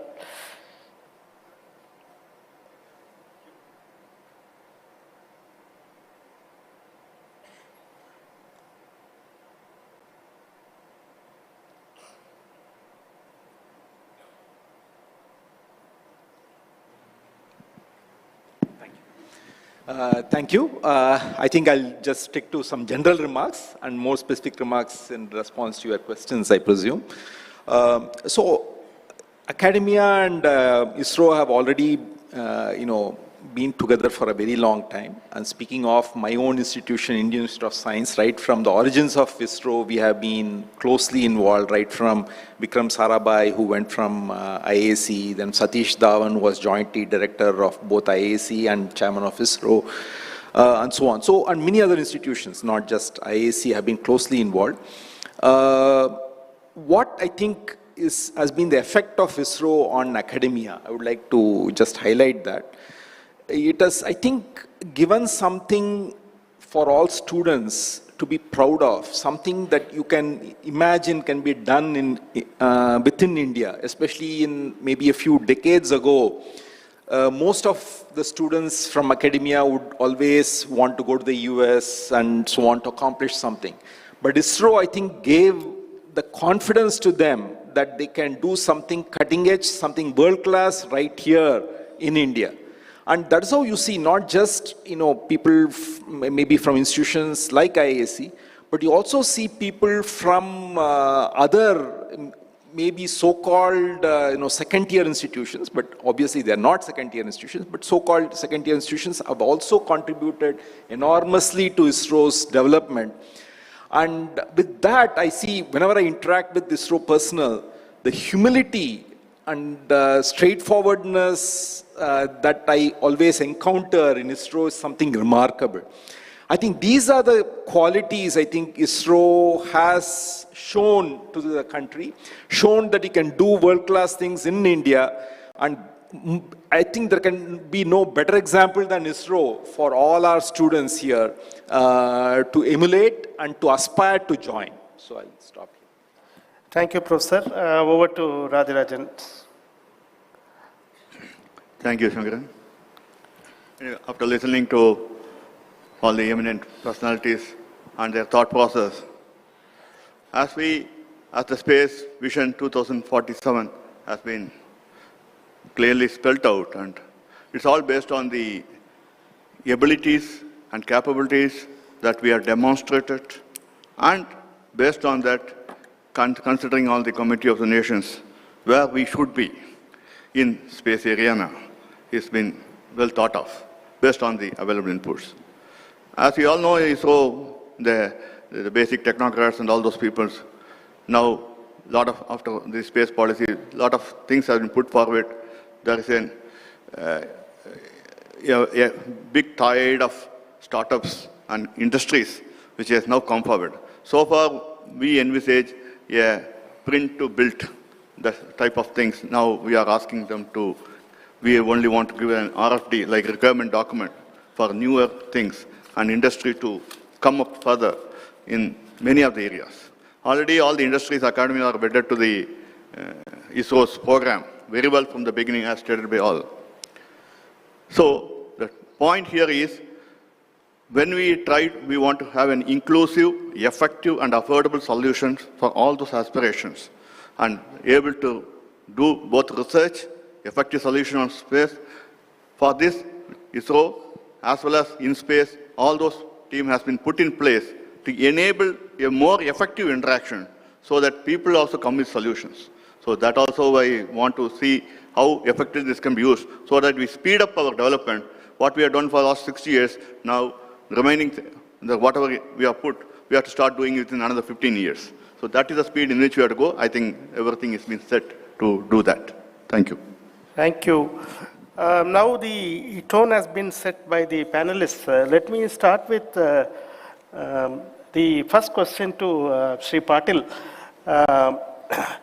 See, we have been hearing from yesterday that all the operational or applications to be taken up by industry, and only the niche or new development activities to be taken by organizations by ISRO. Now, when we are looking at the scenario, today the major demand creator for this space systems, the launch vehicles, satellites, and services are the government of India. And if the private sector thinks that it needs to enhance this space economy contribution of India from this 8 billion to a bigger number, it is not only essential that the government contracts are executed by the industry. Industry has to come up with some niche and new technologies. Instead of industry being a technology follower, whether new technology provider or innovator in this domain is a requirement, and towards achieving this, what do you think the industries can look forward to, and what help do you think that they should get from organizations like ISRO? I think it's a part of a maturing of an industry and a developmental cycle. In the early stages, it is always necessary that the government supports it, and this is exactly what we have been seeing. And that's why my first comment was about handholding of industry to be able to do things, which I can tell you out of my own experiences, the most audacious goal in terms of accuracy is to be achieved. If it was thought through by somebody, it had to be converted. Just for many people who may not know, a PSLV rocket motors are produced on a circumference with 200 micron tolerance. So imagine a 200 micron, 0.2 millimeters is what we are talking on circumference. So radially, we are talking of 0.06 millimeters. Now, this is something which I must tell you what actually started happening. And this is where the private sector started growing, is once you are able to do this ultra precision, there's so much other business which from the rest of the world started coming to India. And this aspect of what ISRO's contribution, we don't even measure. When we say ISRO's 1 rupee spent is 2.54, we don't even measure what are the spin-offs which actually contributed to ISRO. So today, one can say that quite sizable part of our industry, which used to be associated with this, let me not just say ISRO, but anybody in the strategic sector, has done enormously good to build up to what we now see as a confident India, which can truly go ahead and take up.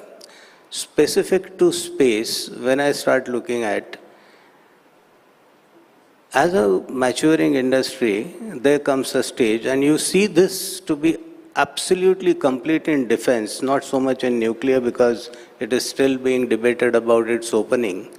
But in defense, there are private companies today which right from technology to the complete platforms, everything is done in industry. There's obviously industry which is in public sector, there's industry in private sector. And once there's a possibility of a market, industry finds its own ways to invest. So do I interpret that the numbers once they increase, industry also will be able to do this, because anything we do in defense is in thousands and millions. Absolutely. Whereas That's exactly why I said, one sees this is a sector in which you see this real.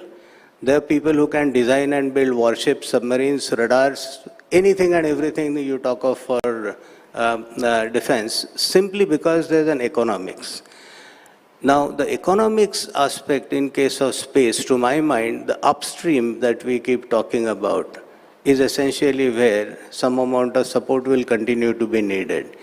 Where India would matter, to my mind, from going from 8.4 to 44 billion is not so much in the upstream. It's far more in the mid and the downstream. And this is essentially where it doesn't require big money. It only requires a sort of a vision, and it also requires, to some extent, some amount of handholding, which InSpace anyway is doing. But once you start saying that there's application, and early applications will have to be within the country, and to that extent, obviously what I understand, the whole of yesterday's event is all about every government department coming together and trying to say what is that you need. Once you start doing maybe 2%, the rest of the 98 opens. And this is what is our experience in the commercial sectors all over the world, that initiation has to be Indian. Once that initiation is proven, then the whole world is your market. Thank you, sir. Thank you. That brings me to the next point of concern for people like us who have been in this domain. That India being now a strong economy, now reaching the 4th position globally, and hopefully in the next 10-20 years, the per capita also will increase to the level of the developed nations. At that time, we do expect that the space spectrum is going to be a problem, because even today, we do not have up to Ka band any spectrum available remaining left for us to use. And the non-GSO spectrum is already all over the place. We don't have a presence also. Now, if we are going to wait for India to become a developed country and then looking for spectrum, we are going to find none, because it is going to be used by everyone. So as the wireless advisor, what is your thoughts on this? How India can reserve some potential spectrum when we are ready to put the NGSO constellation, or when we have the sufficient funding to do that, and when the country demands a huge amount of throughput from even a geostationary satellite. How do we plan to make this spectrum available to not only to ISRO, but all the private players who are ready to make the satellites? Revati madam. Thank you, sir. Thank you for that very important. I think it is on. It's a very important question. It's very close to my heart. Yeah, it's a big problem, especially with NGSOs.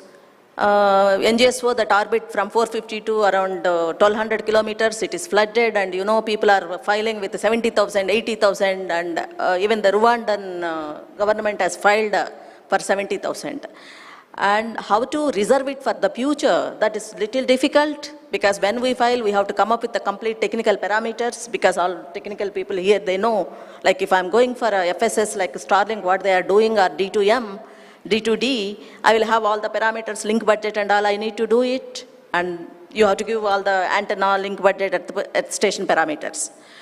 So, but everything is not that worrying, because after space liberalization, with InSpace into existence, we have seen a lot of leapfrogging in these private satellite filings. And especially for the communication satellite, we have given to one Indian company, Ananta Technologies, at an orbital location at 89 degrees. We are all hand-holding them to get, it will be a first Indian private satellite with getting Indian orbital resource. And as far as Earth observation satellite is concerned, recently there is a consortium with 12 satellites that we are going to file. Already Dhruva Space, Galaxy and Pixel, they have made a lot of filings for the remote sensing Earth observation. And especially coming to the communication point, you are right. We are conceptualizing it now. I think communication satellites are little costly. Now, as DSA has told, we should have a national infrastructure. It should be government funded. So we should have a multi-LEO-MEO combination of a system. We should really work, and I see at least within a year we should be able to file. We are all working, and DOT is also pushing for it. With that, probably we'll be able to, will not be left behind. And I just will take half a minute. It's not only that, now we are at the ITU regulation also, we are actively participating to see that it will not on the first come, first serve basis. Because no nation should be left behind of this critical infrastructure. Thank you. Thank you. Now, you brought up a very important point that it should be an integrated approach of the government taking the lead and taking this as a strategic asset of the nation rather than as a commercial activity. That brings me to the same point what the DSA Director General mentioned earlier. Should we not look at this in this direction, even the Earth observation data, because any satellite which is doing Earth observation, up to the level 0, level 1, the products are not really distinguishable between any agricultural use to defense sector use. They are all indistinguishable. So if we are going to dedicate satellites for the special user and those data is not available, actually we are spending so much of money but underutilizing it, because though the strategic user is using it, the same level 1 data is being made available to the private sector as well as to the governance. It's going to be a huge amount of applications and services coming out of it. What is your thoughts on this, sir?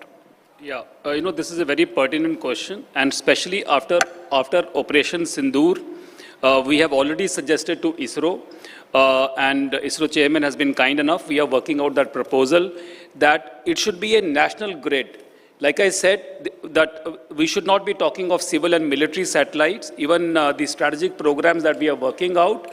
It should be a national grid, which should be for common good, as far as as far as civil and military, civil and strategic community both are concerned, and we should be able to switch. For example, let's say Op Sindoor 2.0 happens, we should be able to use the entire entire bandwidth for the armed forces. And similarly, let's say God forbid there is a calamity or something, we should be focusing on the quick recovery. And in any case, even at present it is happening. There are many ministries who do contact us, and especially we have given n number of images because of because at various levels. So it is happening at present, but answer to your question, answer is definitely yes, and we should be talk of a national grid. And if I can take 30 seconds more on the communication, because that is going to be the focus area for next 2 decades, and that is something I think even we are we are wanting it. I think that is an area of LEO, MEO, GEO we should be talking of. We should be talking of latency of 100 milliseconds at national level. We should be talking of redundancy at national level. Thank you for that. And my next question goes to Director VSSC, Sri Rajarajan. While we are supporting the NGEs and all private sector participants and even educational institutions, space technology, particularly most of the activity related to the launch vehicle technology, are also dual use. They have very critical elements which are important for national security, and this kind of technology being taken by some unscrupulous elements can also lead to undesirable outcomes. While we are supporting the NGEs and the industries, how we can guard against this kind of issues? Because we can only do so much for the due diligence. Beyond that, how do we take care of that this technology does not fall into the wrong hands? A very good question, and an observation also. If you see the launch vehicle requirement, or per se, from the very beginning, the industries are partners in realizing. The drawings are exchanged, and we are always doing with many industries, almost more than 100 industries are participating in many of the. We always put in a clause of non-disclosure agreement and all those systems, and also our quality personnel across centers goes through the system that's been put in place in many of the industries, and how they very well keeping it for their own good. So basically, when somebody develops their capability, it is up to them to safeguard their capability and their know-how so that it is a part of their business. And at the same time, it gives them the leverage to participate in further activities for our launch vehicle program. And as he rightly pointed out, it has a dual capability and its strategic nature. So we always develop vendors and other aspect partners who has the requirement to keep it strictly under a guarded knowledge data bank, a good ecosystem in place. And as you would have seen, worldwide over every industries are every place. They put their own people. And likewise, we also have our own operation teams in different places at different industries, wherever it is being done. Because they are partners, but also the resident team does some of the job. But we also put a very good digital locked system for all this purpose. And a quality system which does this one, the services up to a point. Another point as we go further, as a lot of things are going up, going to be a lot of participation from the industries, and many people are going to have their own designs and implementing these things. So the industries is going to be encouraged, and the institutions are also being encouraged. Actually, my question is not only about ISRO's technology. I'm talking about even a private company develops a new technology. Yes, that's what I'm coming to. So as we do like that, the institutions which are now going to develop their own technologies, like there are some people who are already into the launch vehicle technology. They also, as we are advised how they have to keep all their knowledge back in a very systematic manner, in a secured way, so that this knowledge doesn't go out just like that either by individuals or by this one, just like that. So we encourage active intellectual property rights participation and recording it in both at the national level and at international level, so that people cannot simply copy or something and start using it from the commercial point of view. From the strategic point of view, the data theft or whatever you look at it as, maybe I can put it bluntly, that has to be safeguarded, and it should be in a safe system of the knowledge, and the people who are living, who is working on this area is always looked for their way of doing things. I think there are a lot of cues in many multinational companies of how they do their jobs and in a very transparent, but at the same time in a secured manner. So there are ways we are putting in place, and basically now both the lead centers, both URS and VSC, are actually putting in a system of safeguarding the same technology of what we are trying to safeguard and going across the concerned people. Same thing is now is already put in two of the industries already in place. I think it's up to them to safeguard their knowledge so that it goes well for their industry growth. At the same time, envisage people to develop in the secure domain system. I think the electronics lock and security system, as well as the knowledge, keeping the knowledge resource within the industries, wherever it's get developed, is also very important. Maybe in addition, we can consider maybe InSpace and DOS can look at coming up with some guidelines like no poaching laws which are there in the industry. In the big commercial conglomerates, they have a gentlemanly agreement. One will not poach people from the other or the data from the other company. Maybe we should advocate some guidelines at least. Yeah, nobody should be taken with the data. Actually, this was already touched upon by Secretary DOS and Chairman InSpace in yesterday's in the gatherings of all the industries, that we should have a very clear, integral and an approach with integrity of who does what, and we don't go into their poaching. If at all such requirements comes, it's been done with a proper, transparent way, with a proper transactional way, so that the people respects and gives that they are well protected and they are free to do the development. So that's how the country can progress. So this system has to be put in place. Okay, thank you for that. And we'll now move on to the other side of this argument. We have been talking mainly about the engineering aspects, but we'll now look at the scientific outcome of our space endeavor. Though we are all very happy with whatever has been done, whether a transformative science is coming out of our missions, and what is our preparedness in coming out with